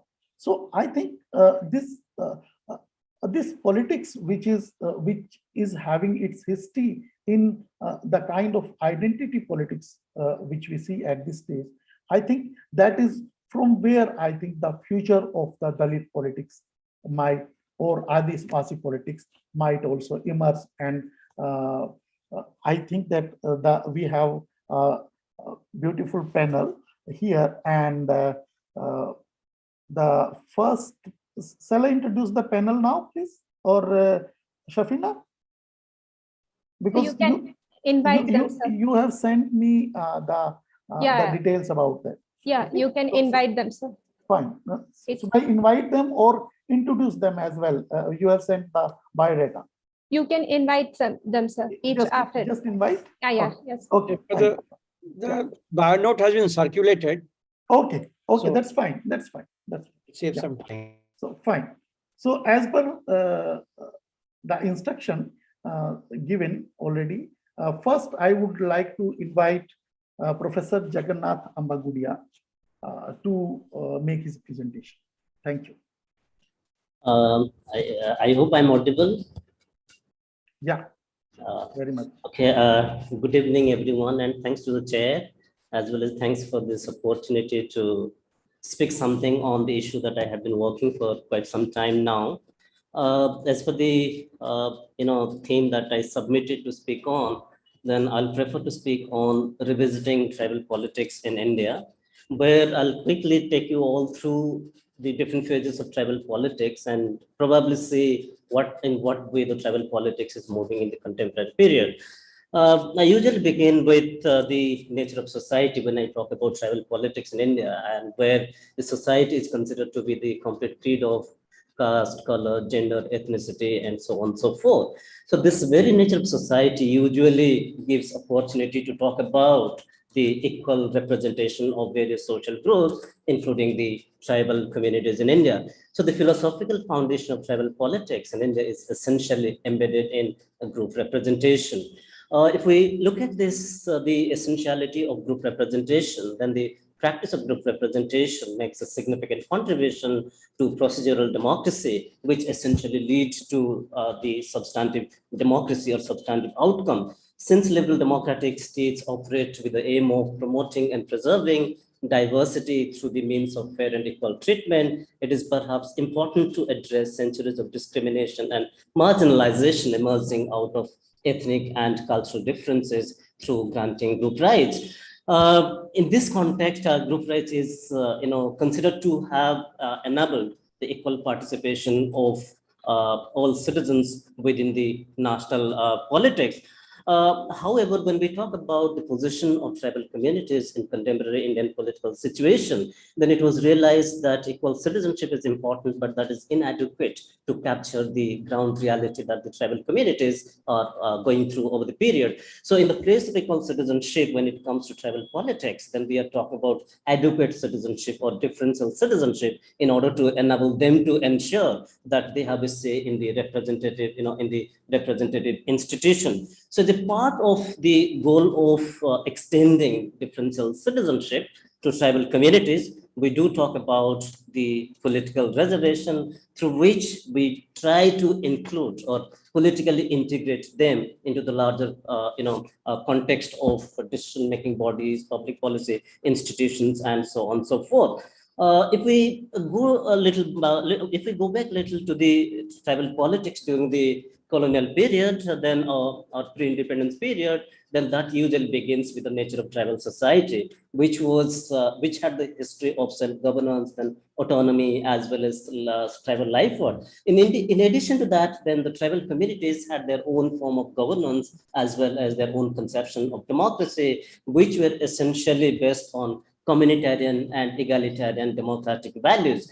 However, these communitarian and egalitarian values of tribal society, evaporated once the British invaded India. As a part of, at the backdrop of their entry into Indian nation, then the tribal communities were forcefully integrated into the mainstream mainstream political system. However, if we look at the larger question of group representation, then it was realized that every stages of decision making should also be a group representation, especially the representation of Indian. As a result, under parliamentary reforms of 1909, then we did talk about the introduction of group representation as far as colonial political system was concerned. If we come little, if we go a little further, then in 1935, the tribal communities, along with other Indians, were introduced to the political system for the first time under the Government of India Act 1935. Fifth schedule of Government of India Act 1935 usually talks about reservation for tribal communities as well as Dalits among others. As a result, seats were reserved for tribals, not in the legislative councils, but the legislative assemblies during the colonial period as well. Consequently, 24 seats out of 1585 total seats were reserved for the tribal communities, which was around 1.51%.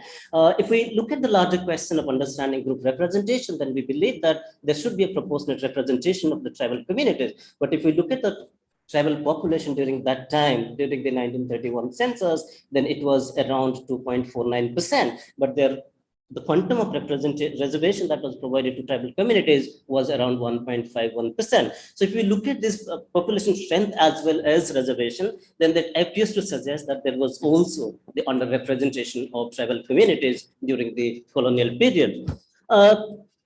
Quickly moving to the post-independent period, then I believe that the tribal politics in the post-colonial period begins with the process of negotiation, that is negotiation with the Indian state. When I'm talking about the negotiation with the Indian state, because during that time, Indian state was more concerned with accelerating its nation building process. So as a part of integrating the tribal communities in the whole process of nation building, then the tribal communities were extended the political reservation. What is significant over here is that if we look at the negotiation process took place in the Constituent Assembly concerning what should be the future of tribal politics in India, or what should be the nature and dynamics of tribal politics in the independent India. One way of dealing with or addressing the various issues and concerns of tribal politics was through enacting reserve constituency, which Professor Narendra Kumar has already pointed out.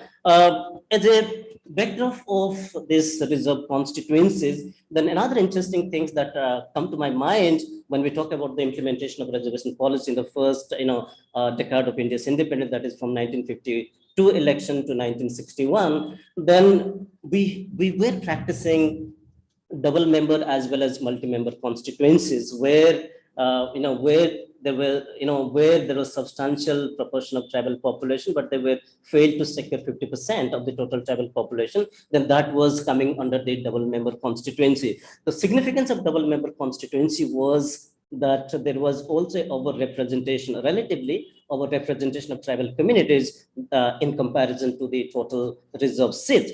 However, this kind of, there are different kind of methodologies in terms of counting votes and so on and so forth. That is why there was relatively more representation of tribal communities, which was above their, prescribed percentage of reservation.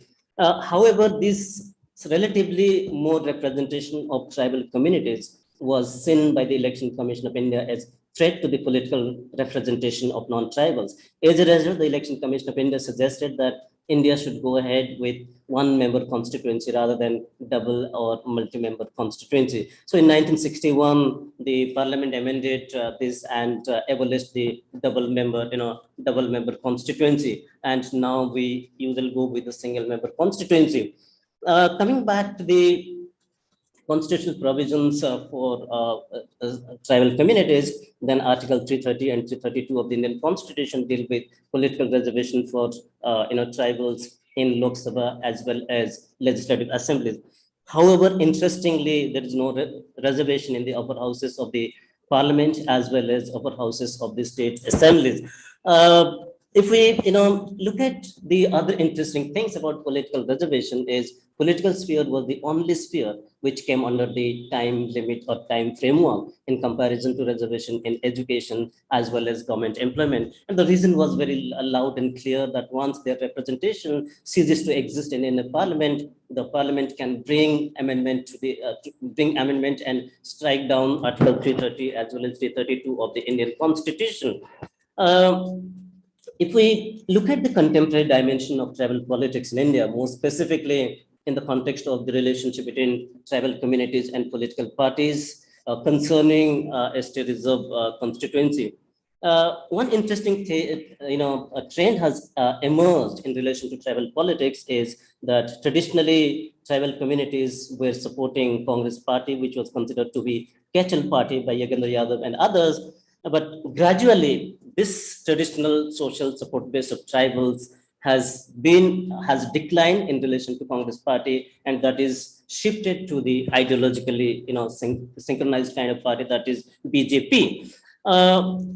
One of the important ways of understanding the shifting of tribal votes towards BJP is the role of auxiliary organizations like RSS, BHP, through the establishment of Banwasi Kalyan Ashram, then Friends of Tribal Society, and so on and so forth, because they are working at the ground level to provide quote unquote alternative, welfare measures to the tribal communities. Probably that usually affected the voting patterns of tribal communities and moved towards or redirected towards the BJP.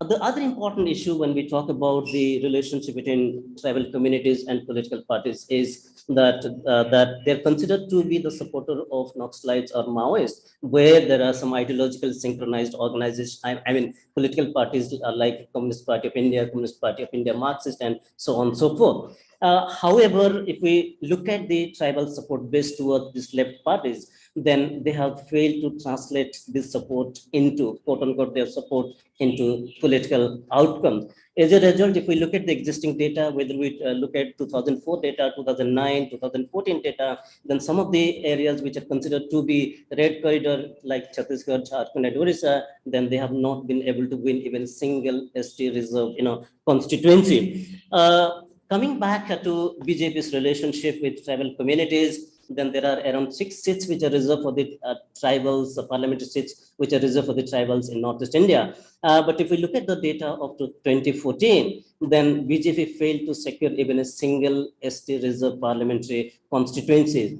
However, it has secured at least 2, seats which were unreserved, but the tribal candidates were nominated from those constituencies. One was Lakhimpur constituency, where Sarvananda Sonowal was elected, and the other one was Kiran Rijiju from Arunachal East, if I'm not mistaken. If we go a little further with looking at the relationship between tribal communities, tribal political representatives, as well as public policies, then there are 2 significant views that emerge, and Professor Narendra Kumar has also worked on the areas of public policies when it comes to SC political representatives. If we go a little deeper into the relationship between tribal political representatives as well as public policy, then there are 2 significant views that are emerging. One is in favor, that is that the tribal political representatives have been able to address the issues and concerns of tribal communities because it believes that any form of group representation comes with some of the other kind of benefits, opportunities, and so on and so forth. In other words, what I'm trying to suggest over here is the practice of group representation in India has essentially helped the tribal communities to develop themselves, though they have a long way to go. Because of the presence of tribal political representatives, then there was a bifurcation of Ministry of Tribal Affairs from the Ministry of Social Justice and Empowerment. Then there was a bifurcation of National Commission for Scheduled Tribes from the National Commission for Scheduled Castes and Scheduled Tribes. In addition to that, then Parliament has adopted 2 most progressive legislations related to governance of tribal society. One was the Panchayat Extension to Scheduled Areas Act 1996. The other one was the Scheduled Tribes and Other Traditional Forest Dwellers Act 2006. And these are considered to be more critical because these 2 acts try to rearranged radically the existing power structure in Indian society. And had there been no pressure from the civil society organization, had there been no positive orientation of tribal political representatives, it would have been very difficult for the parliament to pass these two bills that later become an act, because it, to some extent, it dealt with revisiting the existing power structure and redistribute in favor of the tribal communities. So at the end of the day, though the tribal communities constitute only the symbolic percentage of representation, because 47 estates of parliamentary constituency and divided along the line of parties, party ideologies, and so on and so forth, in a 543 member parliament is may not have much effective.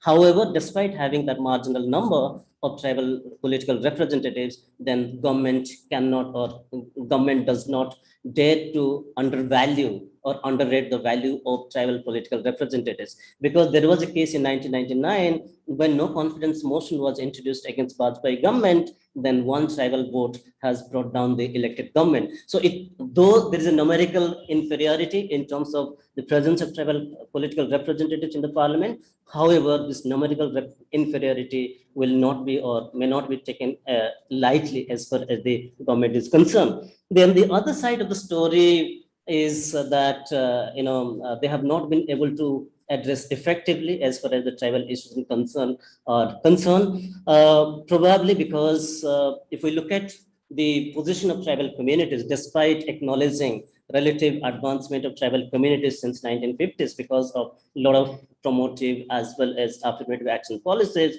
but they continue to live at the margin of the society, and political representatives of tribals have not been able to halt or stop any major developmental projects that have or had potential impact over displacement as well as rehabilitation and so on and so forth. I think when we are talking about this revisiting tribal politics, this is the point that I want to make slightly departure to talk about slightly about the revisiting tribal politics, in a sense that when I'm talking about revisiting tribal politics, I'm essentially encouraging all of us to talk about what kind of relationship that the tribal communities have established with existing political system. Because if we look at the functioning of political system, which is based on parliamentary form of democracy, then it does not give much emphasis to individual MPs once they get elected after the election. Rather, it gives much more emphasis to the party when it comes to debates, discussions on public policies and so on and so forth. So if we look at the existing constitutional provisions, on the one hand, seats are reserved for the tribals on the basis of the fact that their representatives will speak on behalf of the tribal communities. On the other hand, once they get elected, then there is very less scope for the tribal political representative to speak. And that is why when they start speaking in the parliament, then they stand and immediately point out that I stand to speak on behalf of my political party, or I stand to oppose or support the bill on behalf of my political party. They never mention that I speak on behalf of my tribal communities or from my reserve constituency and so on and so forth. Very briefly, I think I'm already covering the allocated time for me, but I just wanted to point out before ending that if we look at the revisiting of tribal politics in contemporary India, there is a need to seriously think the nature of representation that we have been talking about, especially the group representation. And we need to think about that the various constitutional provisions need to work with needs to work together. Otherwise, this inter or intra contradictions within the constitutional provisions will not help the representation of tribal communities in the long run. The last point that I would like to make, maybe very briefly, is that when we are talking about rethinking tribal politics in India, then how do we see in the context of the recent presidential election? Can we think that the political parties, whether it is BJP or otherwise, because the presidential candidate, tribal presidential candidate, was nominated by the BJP, led coalition coalition government, then can we say that the political parties have started to rethink or revisit their relationship with the tribal communities, where they have the long history of putting the tribal communities at the margin of the society, or symbolically incorporate them in the larger political institutions? I think, the initiative of BJP may be praiseworthy in a sense that President Draupadi Murmu was the second tribal candidate to contest the elections. Earlier, P.S. Sangma was the candidate from his own political party. So in this context, the move of BJP is praiseworthy. But at the same time, when we talk about rethinking tribal politics in India, along the line of the changing relationship between tribal communities and political parties, then based on the recent presidential election, it may be too early to make any kind of, or it may be too early to draw any kind of inferences at this point of time. However, the revisiting of whether it is tribal politics or Dalit politics in India, then that requires serious, revisiting the issues of group representations as well as constitutional provisions in India. I think I'll stop here, and if there are any questions, then I'll be happy to answer them. Thank you so much. Thank you very much, Professor Ambagudia. May I now request Professor Vandana Tete? Yeah.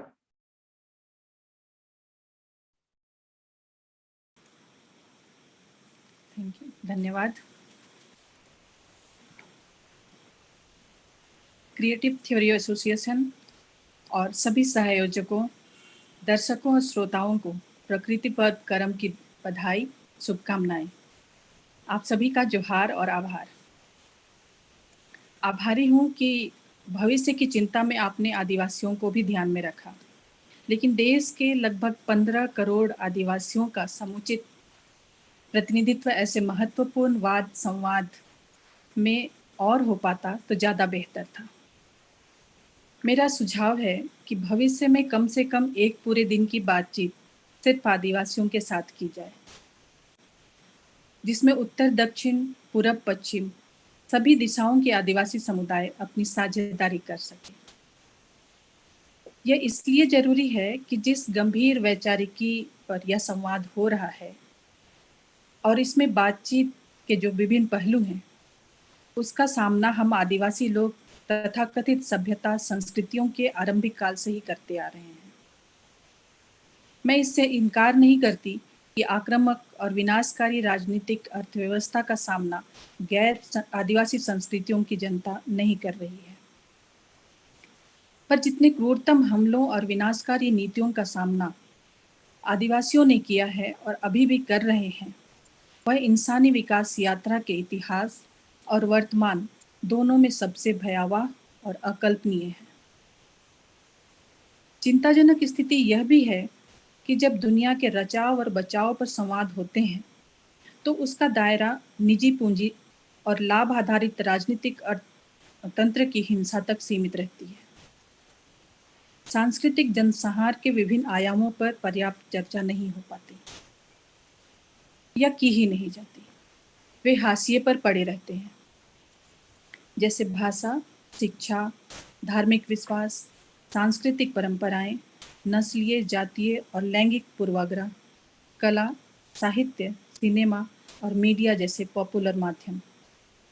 हमारी चिंताओं में प्राथमिक रूप से सिर्फ और सिर्फ अर्थ केंद्रित सत्ता होती है। परिणाम स्वरूप बदलाव का एकमात्र औजार एक राजनीतिक विचारधारा हो जाती है। लेकिन पिछले 100 सालों के दरमियान हमने देखा है कि सभी राजनीतिक वाद दुनिया को बदलने में असफल रहे हैं। हम आदिवासी, गैर आदिवासी दुनिया के उन दार्शनिकों के साथ हैं जो विश्व की तमाम संस्कृतियों में समता, स्वतंत्रता और सह अस्तित्वकारी व्यवस्था की स्थापना के लिए पिछले 3000 सालों से प्रयासरत हैं।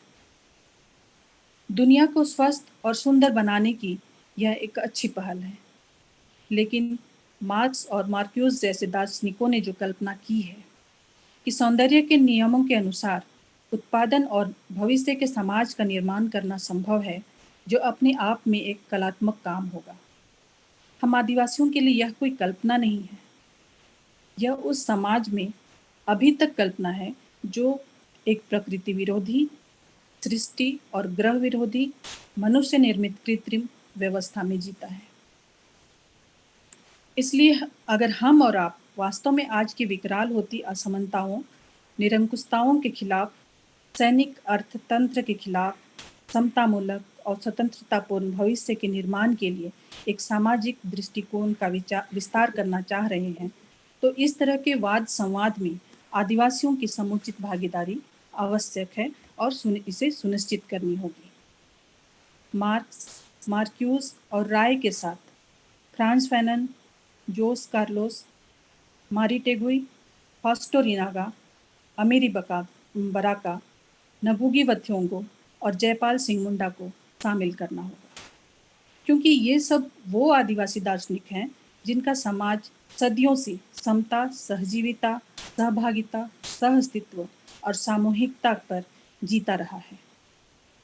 हालांकि इन सब ने 20वीं सदी की शुरुआत में ही अपने समाज की इस क्रिएटिव थ्योरी और प्रैक्टिस को दुनिया के सामने में रखा, लेकिन उन्हें न तब सुना गया न ही अब सुना जा रहा है, यानी अब भी लोग सुनने को तैयार नहीं है।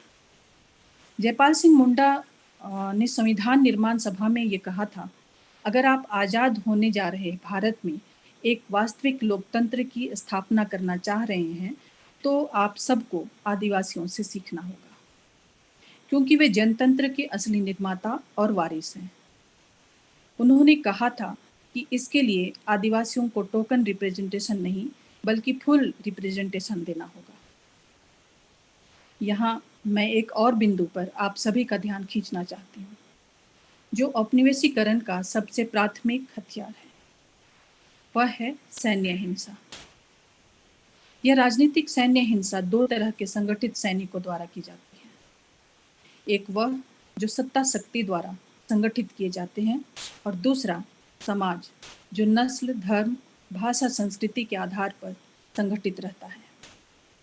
आदिवासियों के लिए ये दोनों ही व्यक्तिगत संपत्ति और पूंजी केंद्रित सामाजिक राजनीतिक व्यवस्था के सैनिक हैं। औपनिवेशीकरण अभियान के सबसे नृशंस और क्रूरतम हथियार। देखा जाए तो इनमें सबसे ज्यादा खतरनाक सैन्य अभियान समाज ही चलाता है।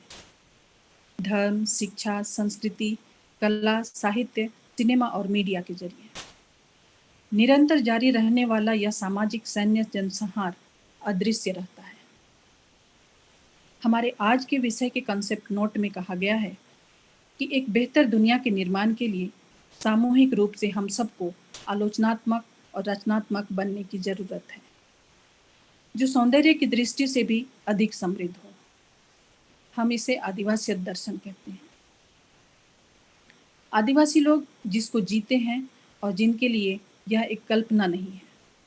आदिवासियों के इस विश्व दर्शन और सौंदर्य बोध को पहले मार्क्स ने आदिम साम्यवाद के रूप में स्वीकारा, पर अपने अंतिम दिनों में वे इस निष्कर्ष पर पहुंचे थे कि उत्तर पूंजीवादी दुनिया का भविष्य आदिवासियत में निहित है।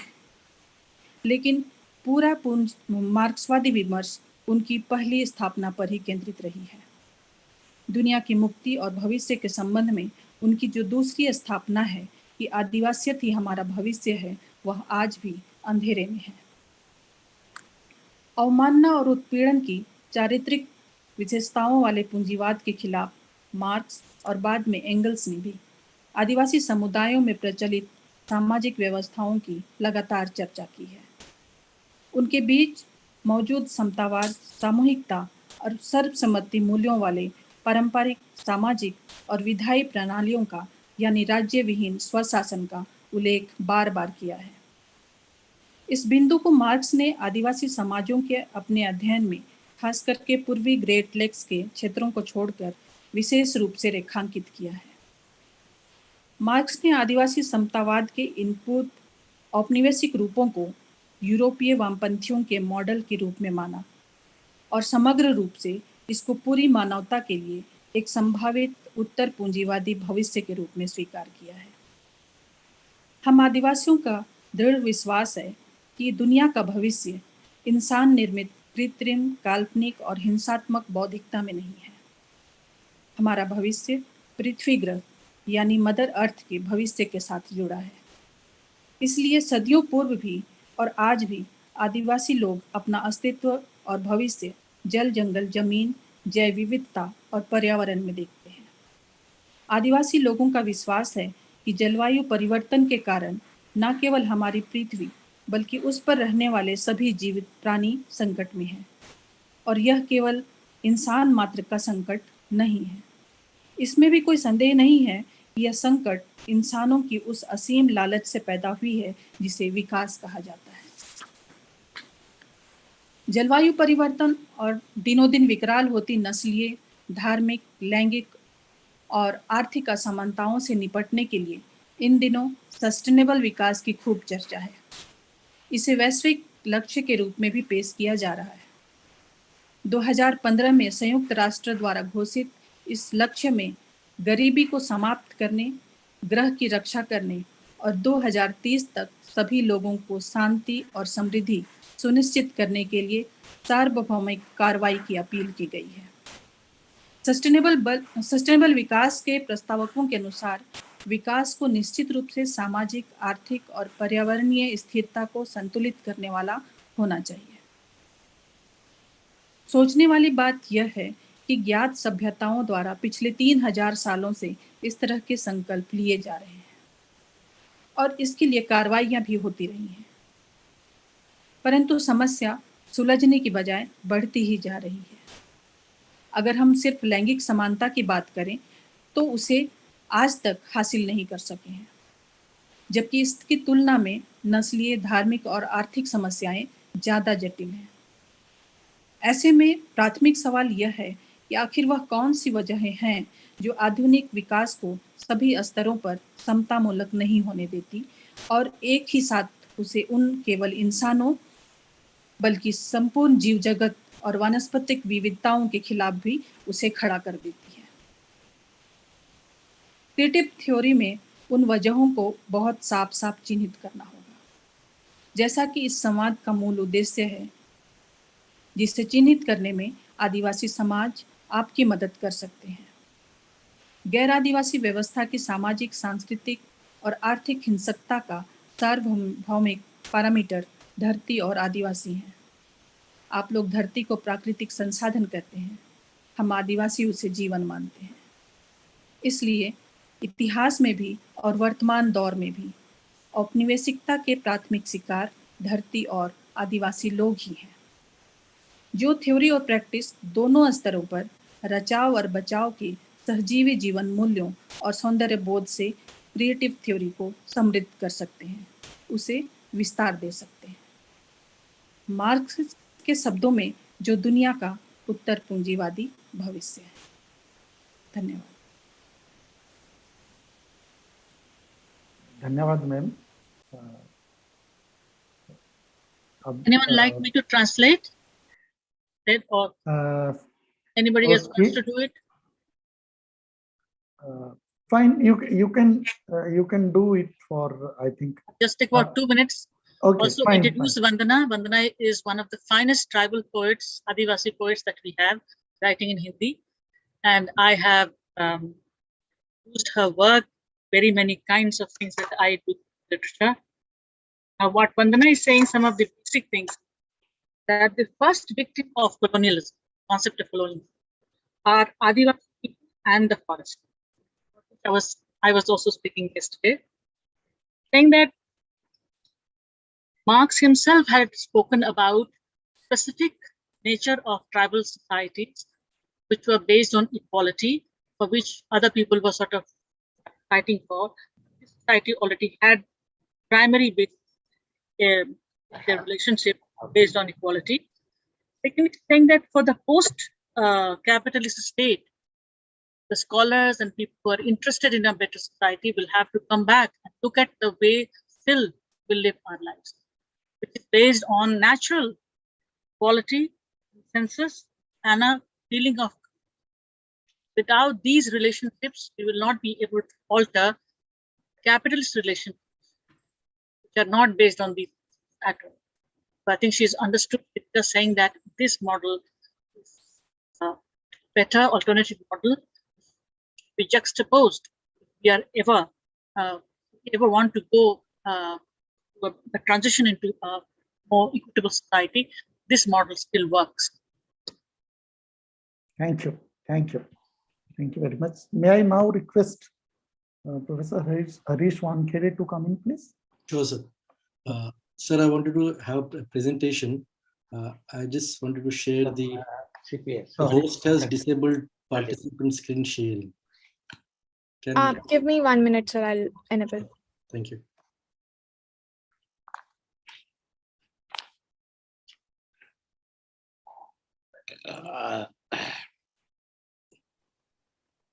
Yeah. Then mood khai legi. Tame gotai hui khai na. Yes, sir. Now you can do it. Thank you. Yes.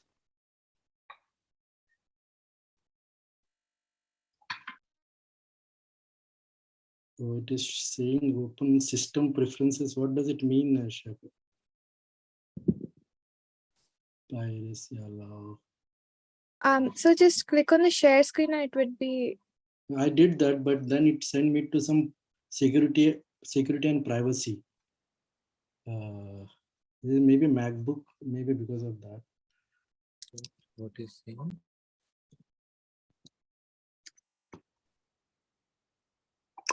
Okay. Yeah, got it.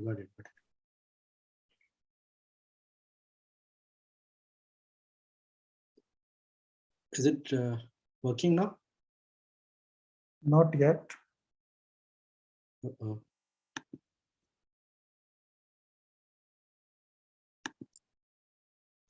Sorry.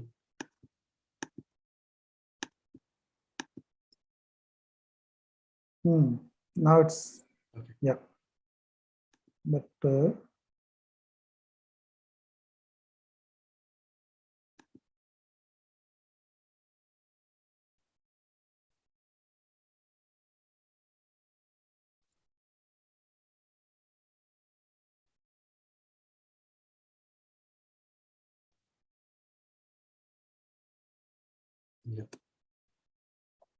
Thank you.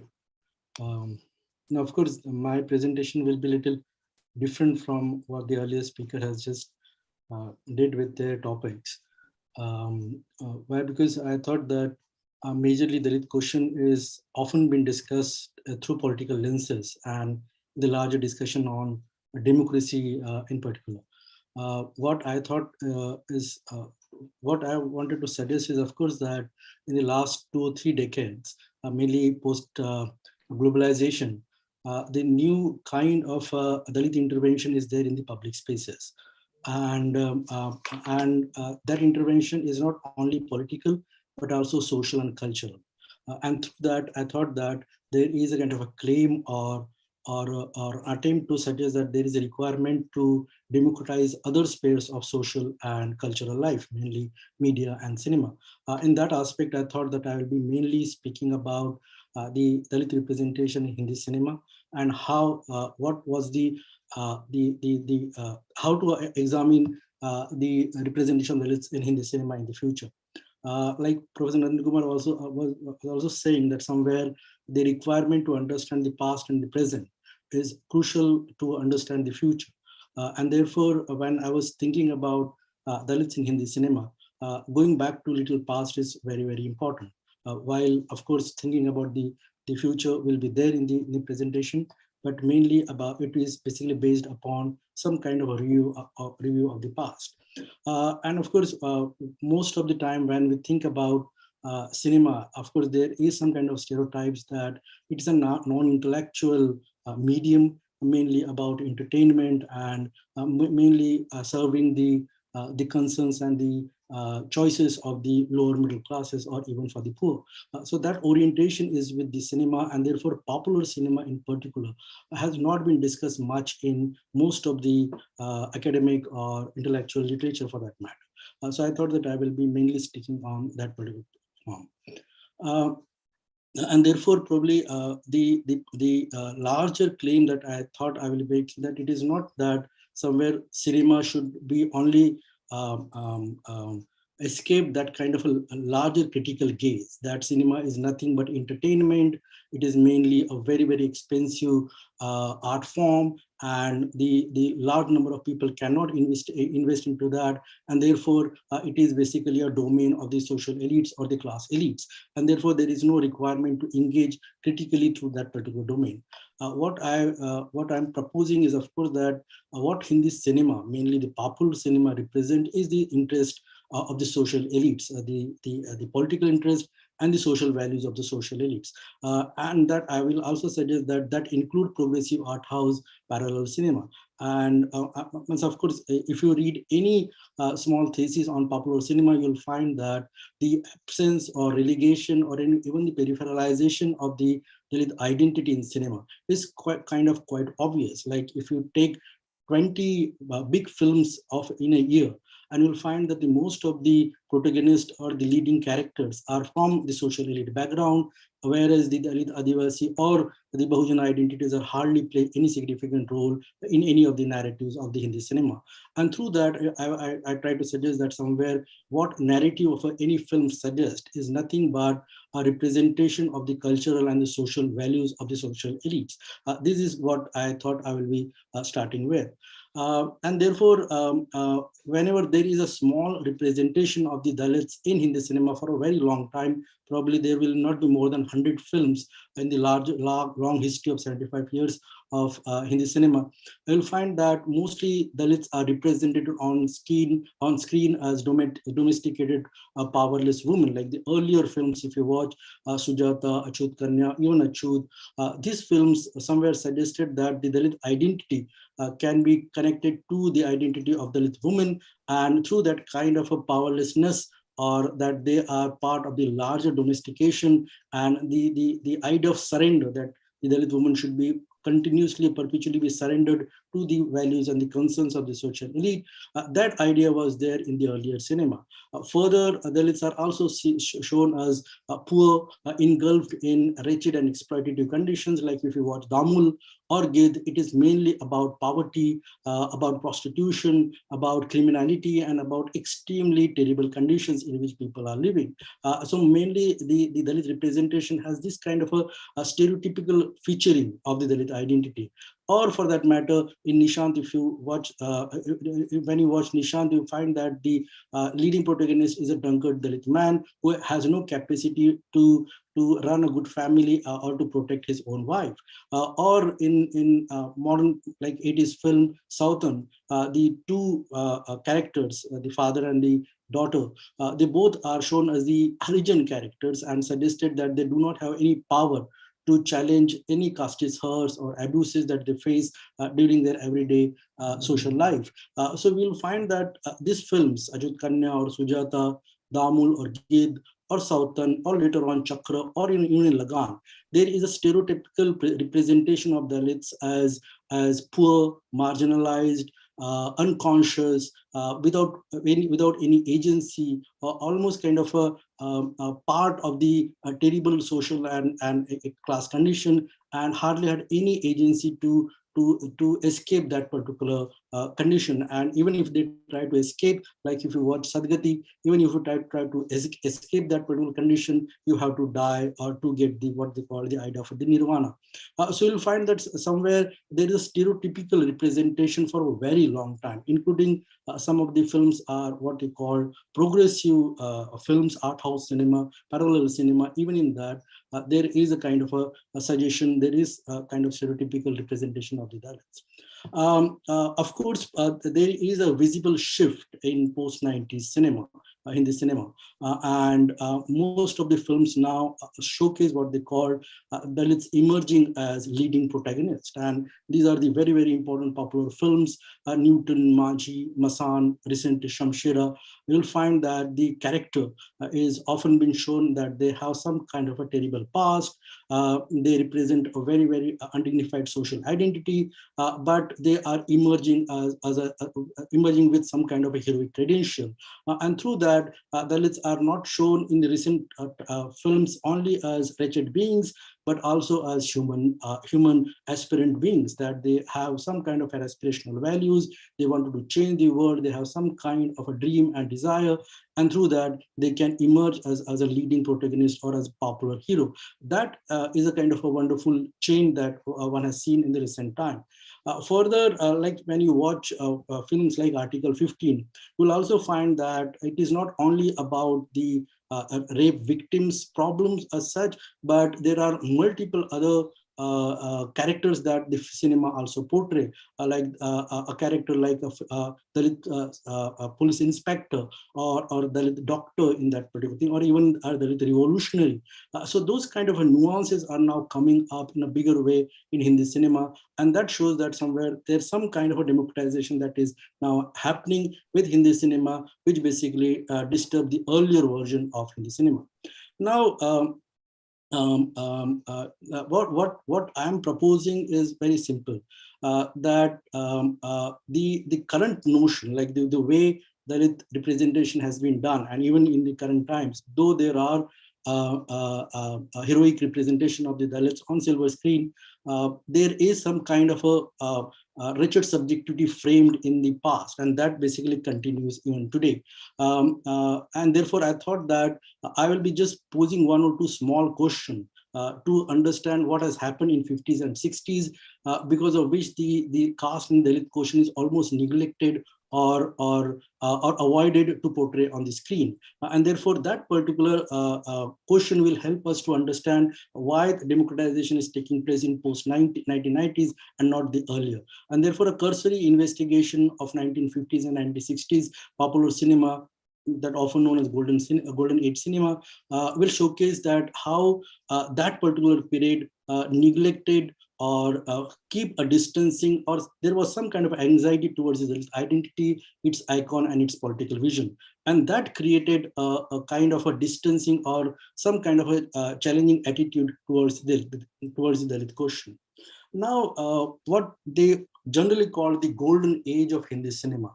And if you, when you think about 50s and 60s, of course, it was suggested that it was the Nehruvian socialism or the making of the modern democratic India will be the larger ethos of the in post-independence India, and probably the artists, scholars, intellectuals, historians should simply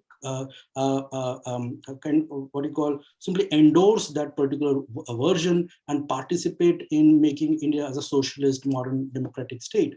And therefore you will find that this in most of the popular cinema of that particular time, the idea of social realism, or even what they call the leftist Marxist artistic concerns, were portrayed in a very, very significant manner. 50s and 60s cinema, you'll find that the issues of the working class protagonist in Bombay, the exploited rural urban conditions, social ills, patriarchal domination, poverty, unemployment, and the possibility of radical reform also was one of the major themes in most of the films at that part of time, mainly directed by very, very important popular filmmakers of that part of time, who also claim that they have some kind of a socialist leftist credentials.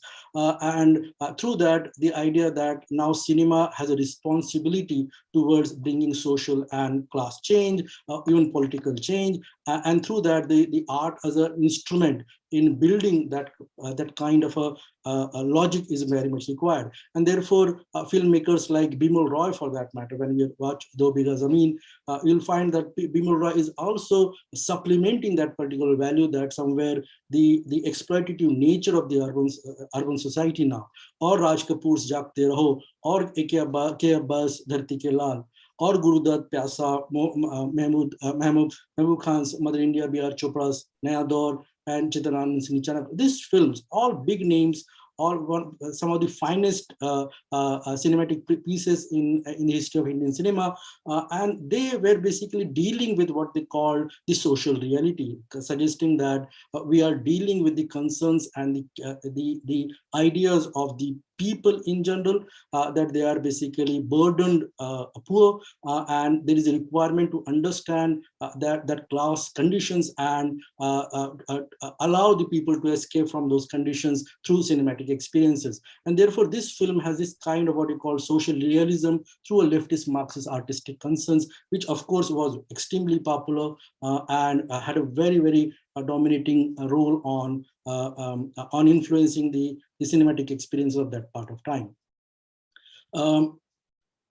Now, the question that I'm asking is very simple, that though there were in 50s and 60s, there were popular and very, very dynamic scholars and intellectuals and filmmakers who understand that the social reality should be investigated through a critical lenses and bring it on silver screen. But you will also find that somewhere during the same time, the socialist filmmakers or the Marxist filmmakers were not dealing with what I call the caste question or the Dalit issue on silver screen.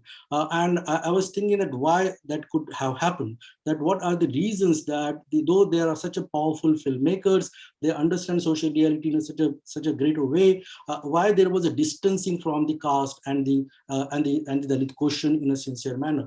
Probably the one film which one can see in these 2 decades of 50s and 60s is of course Bimal Roy's Sujata, which speak about the caste and an issue of untouchability. But otherwise, in most of the films, you'll find that the caste question is almost neglected. The Dalit issue is no more there in any of the even what you call realistic cinema.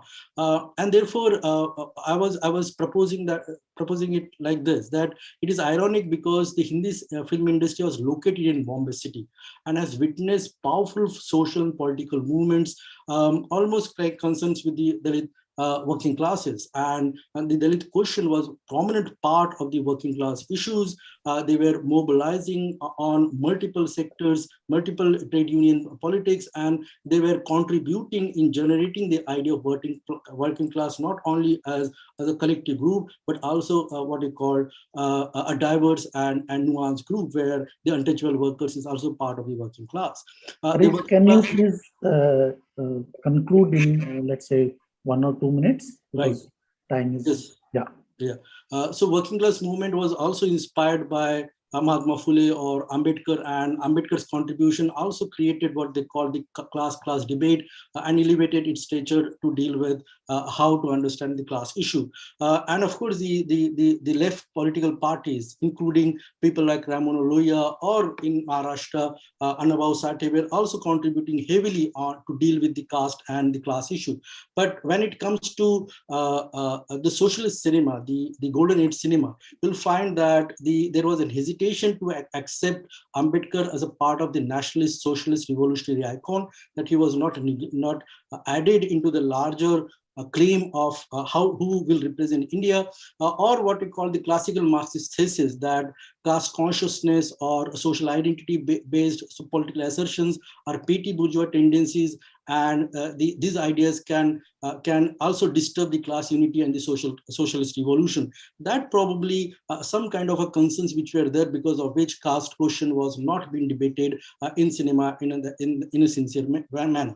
Further, the caste blind approach retains the domination of the social elites. This is one of the important hypotheses that I wanted to suggest, that caste blind approach retains the domination of the social elites and directs the audience to imagine the social realities on Gandhian philanthropy, abstract collective notions like citizen, working class, and even regional affinities, and therefore somewhere distancing from the other social realities that are there and very much present in everyday social life, mainly the caste and the Dalit question. And therefore, just to conclude, probably the current arrival of the popular Dalit characters in films and filmmakers, like in South, there are now a large number of filmmakers, those are dealing with the caste and the Dalit issues, is an outcome of a longer democratic process by which the public spaces and institutions are now influenced by the powerful presence of Dalit social and intellectual movement. That was probably not there in the 50s and 60s, though it was there in the city, but probably the socialist and the Marxist filmmakers refused to acknowledge that kind of assertion and relegated itself from that particular spectrum.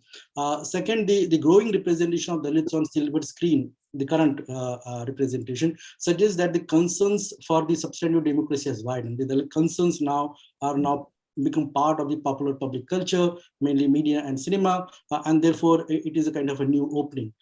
And the suggestion is this, that the more presence of caste and Dalit issues on silver screen would suggest that the filmmakers are aware of India's social realities and may serve the social interest and artistic quest of the Dalit Bahujan masses better in the future. And that probably will be a better summation of my work in the ground. Thank you very much for giving me time. Thank you.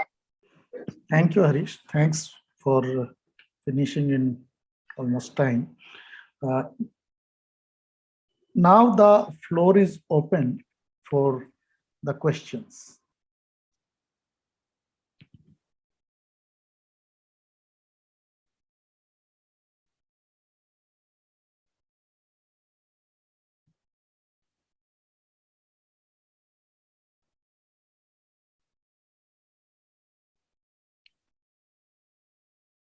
Yeah, Smita.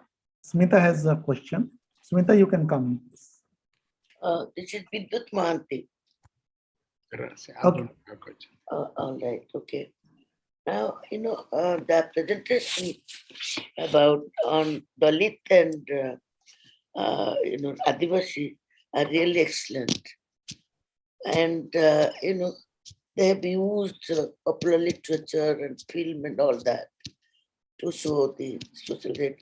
But I think something is missing.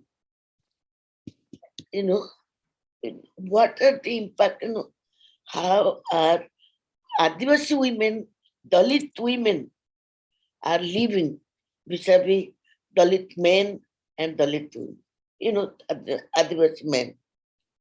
So that's what we have to find out by going there and living with them and trying to understand what kind of life they're leading. Only then we can theorize. That will have more meaning instead of using the. Of course, literature, cinema, it had some value. But unless we go there and live there and try to realize what kind of situation, they're undergoing. What kind of life they're leading, we can't theorize completely. Thank you. Yeah. Thank you, ma'am. Thank you. Shall we take some questions and then request the speakers to respond? Any other question? May I? Narendra, may I ask a question? Yes, please. Okay, so first of all, I think that what has been presented in terms of, like, if I can talk about the last presentation, for which the construction of Dalit issues basically was sort of mainstream. So it's a kind of a historical cinematic review basically that has been offered. And there's no claim anywhere that it is based on the survey of lives of Dalit men or women. It's just a cinematic construction upon which he reflected. I have not seen many films which have been made recently, which are of a different order, every terms, in artistic terms, in terms of consciousness of intersectionality and so on. Whenever Dalit issues come up, sexuality issue becomes secondary. And that is something that worries me. Whenever Dalit issues come, the sexuality issue is not addressed. Even Vandana Tete, who's my very favorite poet and thinker. These are very important issues when we are coming to a conference which is, social sciences and this and that, and there is a certain kind of depth which we want to sort of tap. It's important that we look at things in an intersectional manner. That is something that was missing, was pointed out. The queer question, a lot of films are on queer reality, the latest films. And none of the speakers, and even earlier in some other session, films were reviewed, no queer issue was particularly discussed. So I think it is very important that we should look at the consciousness in cinematic consciousness in terms of sexuality. And it is very important for us also in creative theory. Now, of course, that's an important observation. But of course, if you see the literature on cinema, Harish, what we'll do is we'll collect some questions and then come back to you. Yeah. Hello. So may I ask the question? Yes, Pankaj. So my question is to Harish, sir. I have a couple of questions. Smita, okay. Let Pankaj come in first, and Smita, I'll get back to you immediately. Okay. Yeah. So thank you, sir, for presentation. In a way, I felt uncomfortable because your paper assumes that Hindi cinema is now realizing that Dalit presence should be increased, and you see it as a way of democratization. But my hunch is that it could be also due to the sheer economic interest, the way in which the Dalit middle classes have increased, and also due to the fact that the political atmosphere that we are in. So here, if you are making cinema on Dalit lives, then you might get some legitimacy. So these economic interests and the sheer purpose of getting legitimacy, that could be also the reason due to which we see increased presence of Dalit narratives on Hindi cinema. So this is my so what are your thoughts on this? Economic impetus and getting legitimacy. Fine. Thanks, Pankaj. Smita, would you like to come in, please? Yeah, thanks. And let me congratulate to all of you for organizing such wonderful panel. My questions, I have two questions, in fact. One is for Harish and the other is for the first speaker. Because I was, sort of thinking very seriously about the Dalit tribal question in order to sort of understand the representation. Now, when I linked with the gender issue, it's sort of very, very critical. And how do we, in fact, when a majoritarian fascist fundamentalist forces, which is sort of, demolished completely the regional parties and also the existing, whatever larger parties we had earlier in Indian politics, like Congress. And it's sort of, a kind of authoritarian, I would say that democratic regime, which we are all experiencing through. In order to understand how do we then place it these categories, Dalit and tribal categories, and particularly the member of the parliament which are elected, it might be anybody.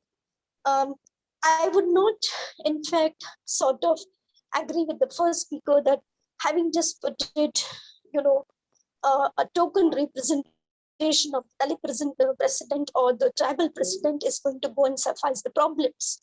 How we are going to go and engage, and what kind of expectation do we have from them now? I mean, we have to think. I do agree that we should not move on first. But most recently, I was looking at a book recently published by one of the Northeast scholar, and how particularly in Northeast the Hindutva emerged. And if you look at even the symbols, because tribal per se, we should not only categorizing. If you look at also the full question of the tribal issues, the language, the ethnicity, gender, it's a huge wide platform. So how we are going to go and engage? Because places like Northeast today, the ways in which the right wing is operating, and it's of course going to damage everything. That is what I see. So my question is that how we are going to deal with representation of these categories. The second question is to Harish. Please be a little brief. Okay. Yeah. Yeah. I can I can talk with Harish later on if the time is short. But I think that, Harish, we do have a very rich history, which we need to even look at region-wise. I do agree with that, the contemporary context, the South Indian, particularly the movies, and particularly, Tamil Nadu, the ways in which, it is articulating, bringing out a lot of issues. At the same time, I think that we need to also focus and understand that, it's a very biased. Lot many people do write, do talk about that, but as Ambedkar pointed out, that the mindset, the caste and the mindsets are not changing, and majority of them, even in South India, or whether we take in Maharashtra, Nagaraj, Manjula, or others, they're all coming from that certain locations. So, those experiences they are narrating and expressing. So it might be even the emerging middle class, which, the left keep criticizing. And of course, there's an equation. The capitalist forces, consumerism, and there's Naxus. I can go and talk with Harish later on. Yeah. Thanks, Mita. Yeah. There's one question in the chat box. Shall I read it out? Yeah, please read it out. Yes. Okay, so Satyajit Somavanshi asks, I think it is for Harish sir. Do you think new generation filmmakers like Ranjit and Nagaraj Manjule are making any impact by representing Dalits as hero and heroine? Okay. Thanks, Panchila. Yeah. So I think now, any other question? A quick question. Yes, sir, please. First, a question to the organizers. Why didn't Harish's paper come in the cinema panel? And why didn't Vandana Tate's paper come in the art and aesthetics panel? So that's one. The question to the three panelists is that I think that is, firstly, I must compliment that for liberation studies, I think these papers and many studies along these lines now have made very important contributions to by taking, from limited views of welfarism, then limited view of rights, to civilizational issues that some of you raised right in the beginning. The study of this part of the larger liberation studies, where Dalita Adivasi politics and Dalita Adivasi studies in general should be located. But the question I am asking to all the three are, the challenge, which is very intense now, of appropriation of Dalita Adivasi icons as well as traditions by several institutional initiatives, not just President being a tribal woman, the new Birsa Munda museums in all the states, and so there are so many new things. And these are not new measures by this regime. This has been a strategy of the ruling class of appropriation. Has proved one thing, namely the potentiality and the limits of the parliamentary frame of addressing the liberation question. And whatever we have achieved, including the two big acts for the Adivasi people, Adivasi areas, were part of the movements outside the parliamentary system. A whole range of struggles and movements from, from the 30s onwards, Jaipal Singh Munda's movement onwards till today. Therefore, would you comment on the relative scale and position and capacity of the within the system movements initiatives and the outside the system initiatives? Fine. Thank you, sir. Thank you. Yeah. May I now?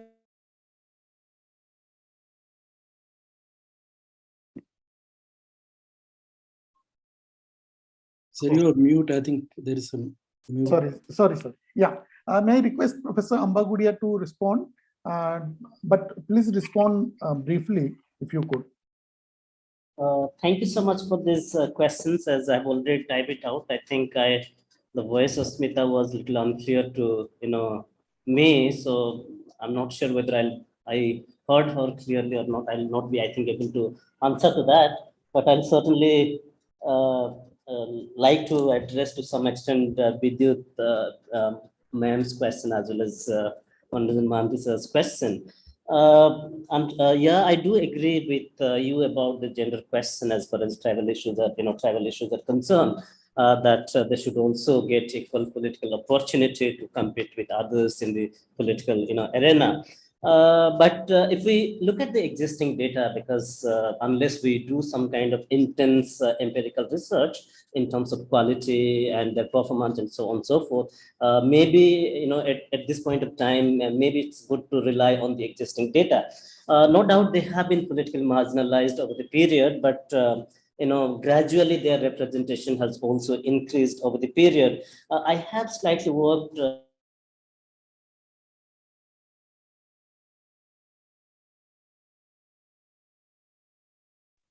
Connection gone or maybe some electricity issue probably. Electricity issue, yeah. Oh.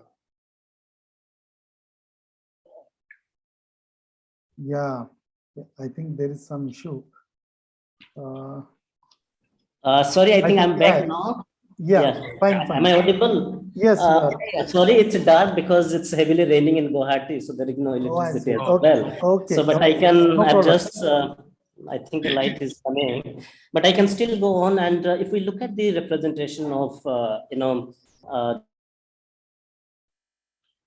you switch off your video and speak on the audio only.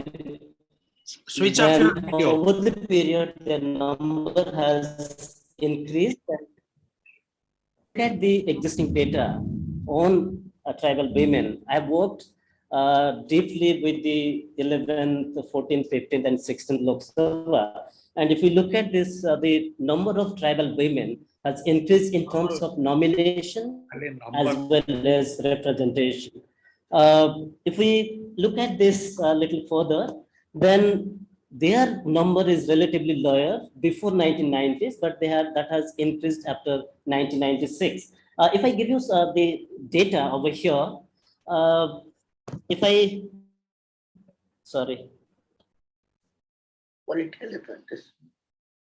give you the data on this, then Congress had nominated only 3.6% prior to 1990s in ST Reserve Parliamentary Constituency, which has increased to 9.10% after 1990. Similarly, BJP has nominated 3.1%, that has increased to 9.3%. Then that has increased to 7.3%. So what I'm trying to suggest, the of tribal women as well as their representation have also increased. And if we look at the 2019 election, then the representation of tribal women has certainly increased the total representation of women in Indian Parliament, because some of the regional political parties like BJD in Odisha, then TMC in West Bengal, they also adopted the policy of giving 33% tickets to women. And they have strategically dealt with that one in a sense that when it came to giving party tickets to women, then they have targeted the ST Reserve Parliamentary Constituency. As a result, some of the ST women have won the elections, and that has contributed to their number. Coming to Mandan Mohanty's I'm not sure how to respond to this challenges of appropriating the icons, and I'm sure that Harish will be able to address them because he has been writing in social media and other things on this issue. But I'd like to respond to this second part of the question, that is the involvement of movement as well as parliamentarians.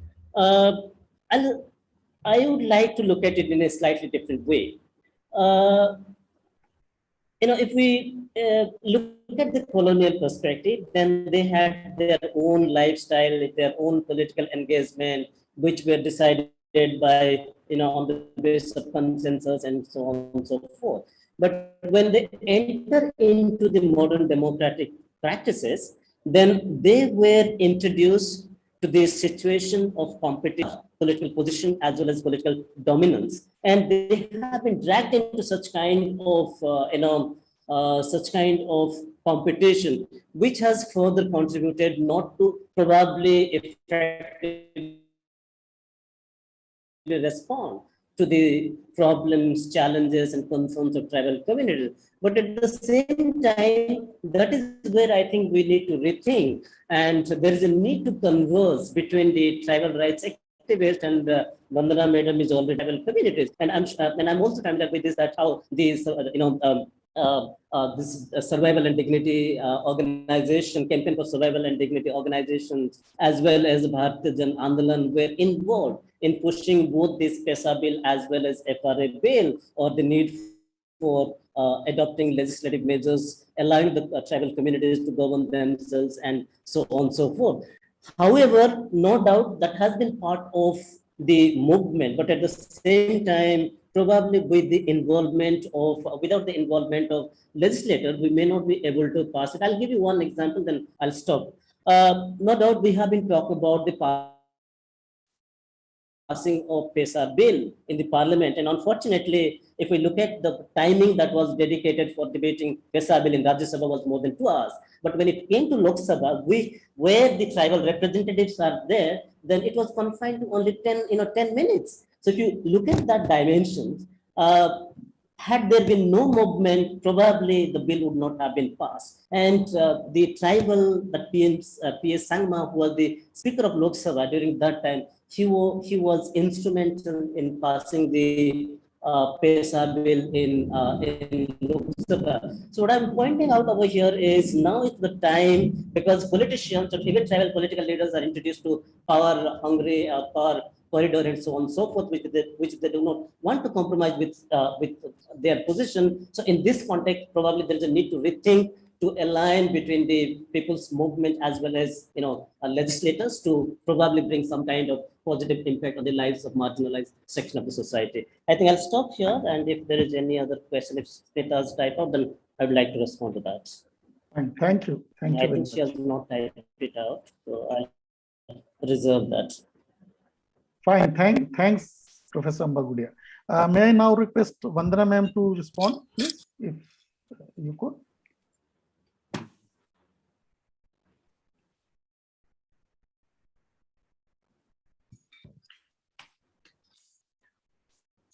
Vandana ma'am.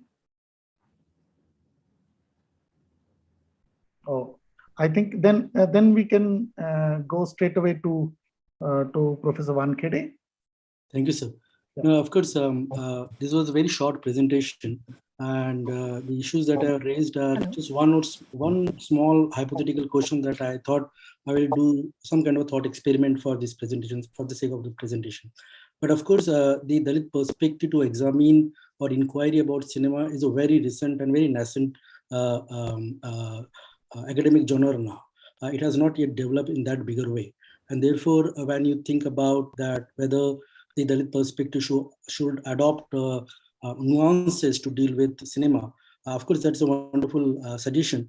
And of course, there are one or two awesome papers that are already there. Like if you read Manju Adicharaj's paper in APW on the Dalit women's representation, or even in cinema, or even Jyoti Atwal's paper on Bandit Queen, you'll find that somewhere the issues of the Dalit woman is already part of the larger academic discourse, and the Dalit filmmakers in generally coming up with nuanced versions of how the Dalit woman should be represented on screen, like the recent film by Paranjit, which is I will not able to pronounce that name, but the recent film is about the LGBTQ community and the Dalit Ambedkarite woman as a lead protagonist in that film.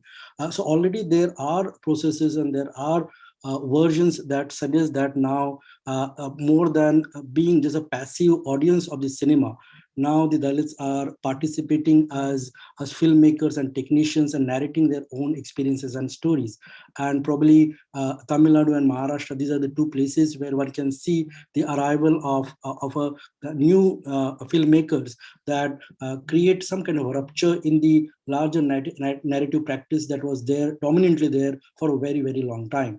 And therefore, probably more than that, it is just an appropriation. I think more than the appropriation question, I think the agency question is more important today, that the Dalits are entering into the cinema domain as an agents to create some kind of a rupture, to create some kind of a challenge, to create something which is not been done in the past for a very, very long time. And therefore, the Dalit cinema makers are doing some kind of a radical revolutionary politics within the media sphere. And this is very, very important. And maybe because it's a very, very young generation, and maybe therefore probably there is not a kind of very concise ideological consideration when they are making the films. Like when you watch Parandit Sarpata Parambara, it is not a very typically hardcore Ambedkarite political film, and I think that one has to acknowledge that it will be a nuanced representation of the Dalit issues, their histories and their concerns. And one also need to acknowledge that we are already entering in what they call the post-political, post-modern, post-truth society, in which the representation will not be just ideologically oriented for all, but there will be nuances and heterogeneities and multiple ways to deal with a single reality. And probably the cinema is actually doing in a very, very fascinating manner. So it's a very young and a very young discipline, academic discipline for that matter, and very few people are utilizing this particular prism to understand how cinema operates, how the social relationships and the class question has been dominating in the cinema, and therefore probably this particular perspective, the perspective to examine cinema, will surely democratize and provide a new version to understand the relationship of art and the politics. I think that there are multiple issues, but in such a short presentation, it will be very difficult for me to address everything. But of course, many people are sincerely writing on these issues now. Thank you very much. Thank you. Thank you. Vandana, are you here, Vandana ji? हाँ, मैं सुन रही हूँ। हाँ जी, आप yes, आपको भी कुछ question थे, अगर आप कुछ कहना चाहें। नहीं, अगर हिंदी में उन क्वेश्चंस को अगर बोल पाएंगे तो मैं जवाब दे पाऊंगी। अच्छा, मुझे लगता है कि अगर प्रोफेसर सविता सिंह अगर कर पाए तो एक बार। तो वंदना, जो सवाल यहाँ पूछे गए हैं वो ये कि जब हम आदिवासी या दलित इश्यूज पर बात करते हैं तो उसमें वो जो और भी उसमें निहित और सवाल हैं वो नहीं आते। जैसे एक ही कैटेगरी आती है, दलित या फिर आदिवासी, ठीक है?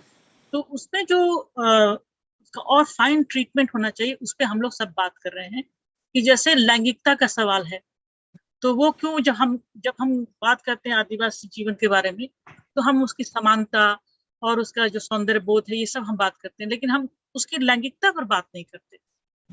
अभी अगर मैं जसिंता का नाम लूं, जसिंता करकेटा, वो बहुत बात कर रही है सब चीजों पे, वो बता रही है कि आदिवासी समाज में भी लैंगिकता के जो सवाल हैं वो महत्वपूर्ण है। तो आपके न बातचीत में वो बात आई है, ना बाकी लोगों के प्रेजेंटेशन में आया है, इसलिए क्योंकि अभी सोशल साइंसेस में इसका बहुत महत्व है। अगर इस स्टडी को, जैसे ट्राइबल स्टडी है या दलित स्टडी है, अगर इसको हम और एक्सपैंड करना चाहते हैं, अगर उसको हम और विस्तार देना चाहते हैं, तो हमें और भी दूसरे सवाल जो आंतरिक समाज का है वो भी हमारे सामने आना चाहिए।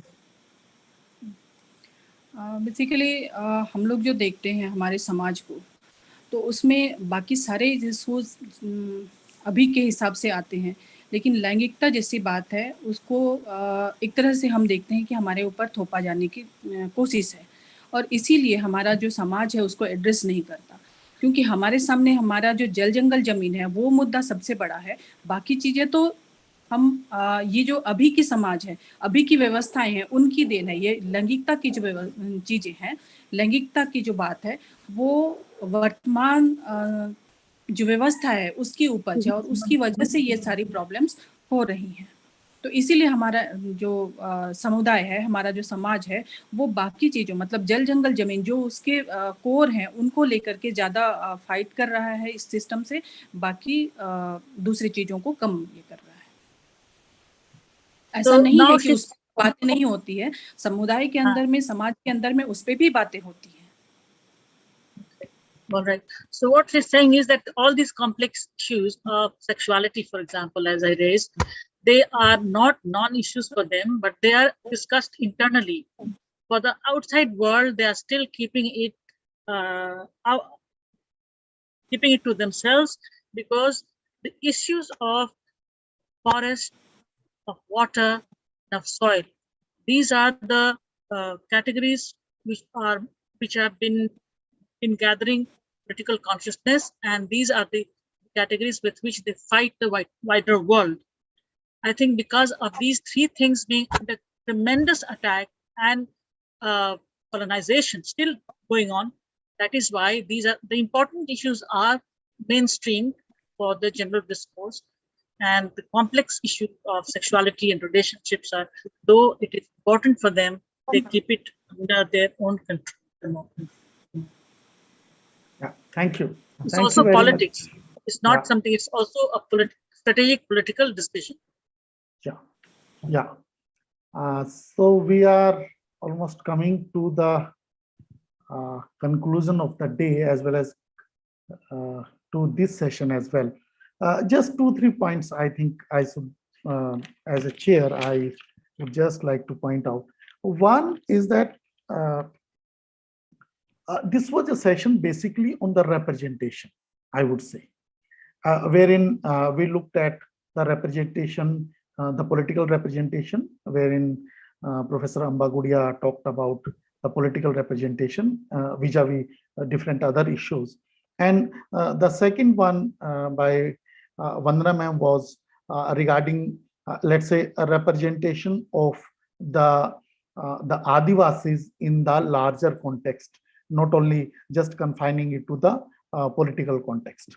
And then Professor Wankhede has brought us the issue of cinema, representation of the Dalits in the cinema. So, and what are the kind of issues which have been there in, let's say, before 10 years, and in even so-called golden age, therein the typical representation of the Dalits was being done. And then he says that the leading protagonists are becoming, now the Dalits are becoming the leading protagonists. But at the larger level, when we look at, then the issues of the representation, I would say that the issue of representation still remains unresolved, whether it is in terms of political representation or the larger representation of the Adivasis, which was reflected by Vandana. And actually, when we see around in some of the whenever there is a kind of some rally or something of that kind, political rally, or maybe kind of or representation in terms of art, then there is a kind of limited or a stereotypical representation of the tribes.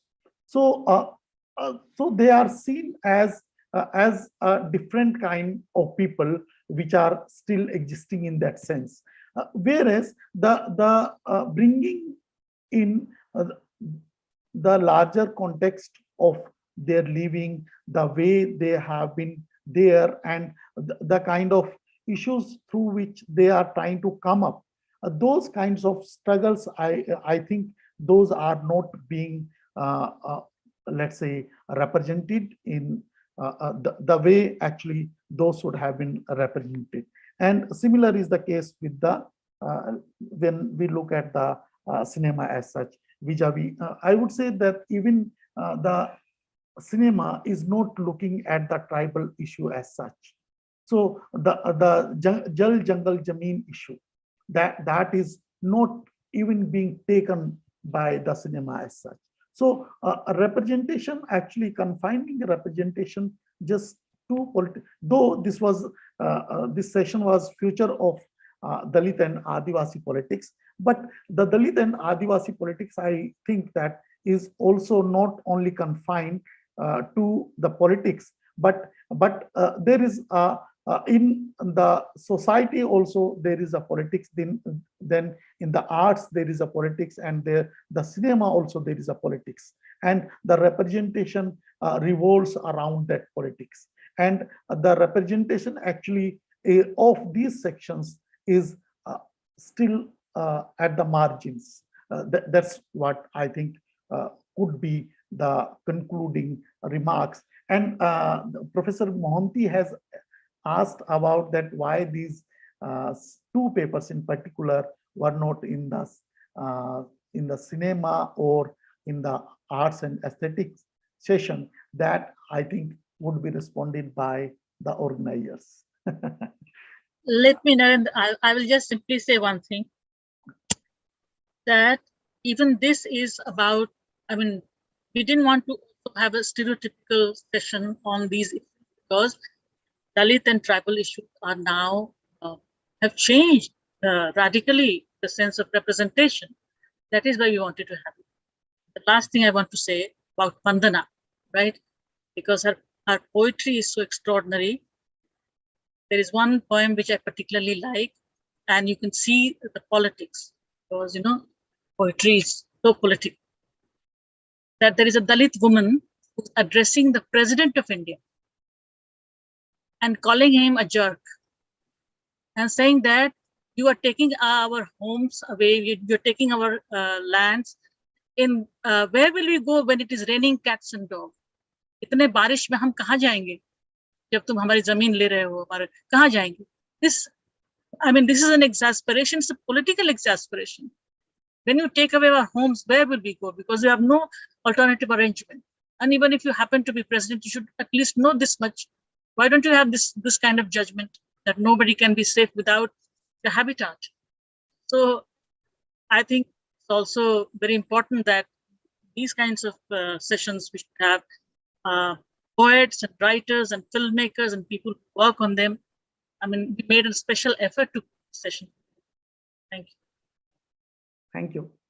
Over to you, Shafina. Or yeah. Am I audible? Yeah. Thank you so much for all the presenters and our chair, Narendra sir, and the coordinator and the organizers as well for such a wonderful session and from diverse areas and topics. I would like to say that the session is officially concluded. Thank you, everyone. Thank you. Thank you. Thank you to the speakers and the chair. Thank you. Thank you. Just a notification that our session will continue again from 7 o'clock. So we have a break till 7. We will meet for the capitalism, nation state, and our future panel. Thank you so much. Okay. Thank you. Thank you to everyone. Yeah. I think we should respond to her demand for having day-long discussion on yes, issues, and that's where we can. There are, Yeah, I mean, we already have a very good group working on Adivasi issues in FCSR. Neelam Karkata is leading that group. Professor Khaka also is part of that. So we will definitely, we are already contemplating to organize something, and we'll have that definitely. Harish was right in saying that time was short. My question was, we need both. We need special sessions as well as these components in regular thematic sessions. Yes, this is very important. Yes, some of them are there. If you look at the session, you will find them out. So just that one of the reasons of this session, as Savita rightly said, sometimes we find that the issues are lost there. No. That's why this session was important. I'm not saying we should not have this.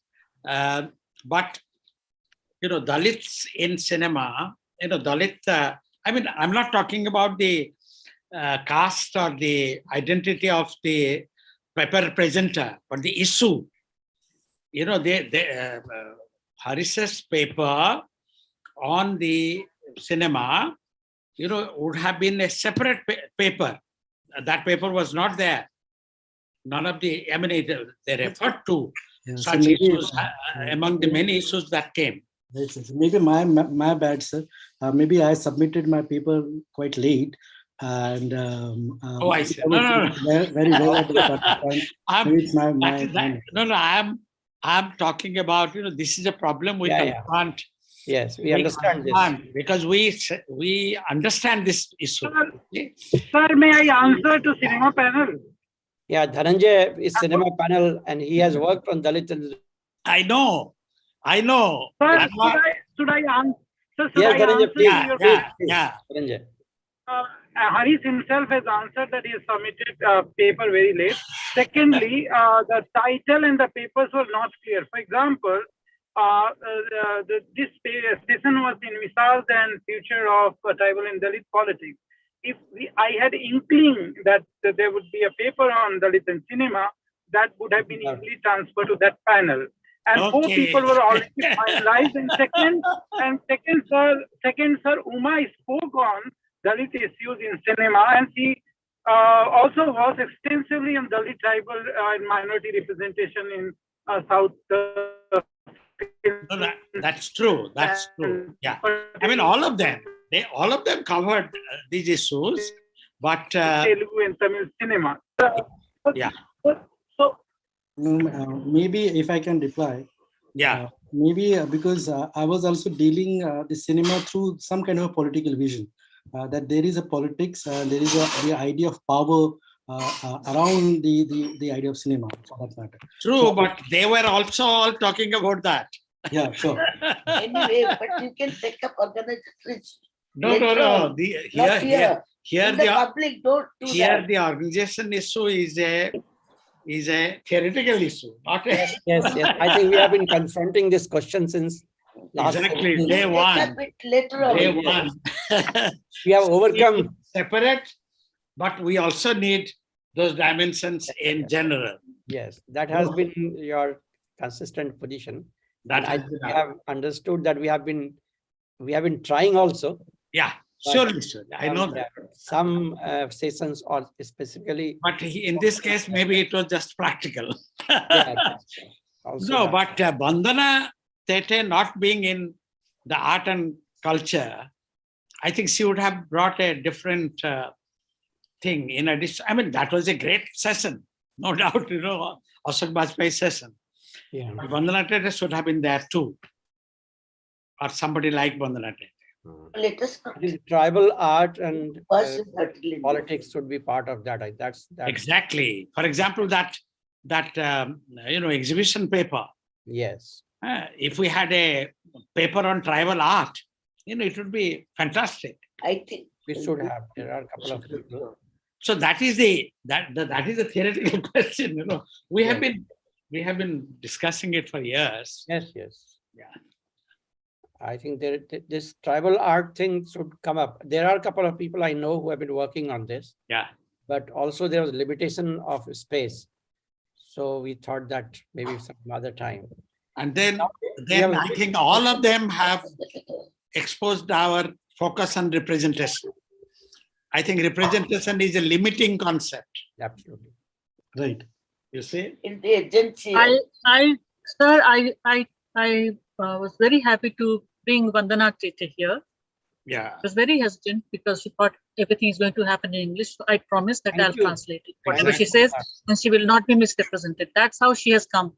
And she has at least 10 and 11 books on tribal society, culture, and aesthetics. Wonderful. It was extraordinary. I didn't know her. You call her. Could you get her books for us? Yeah, I can ask her to give you the link. You can buy those. She sells her own books, by the way. Yes, we'll buy them. And not only that, she has also collected writings of other Dalit men and women, things that would not be available to us otherwise. They're Santhali language and other tribal languages. She's translated them into Hindi,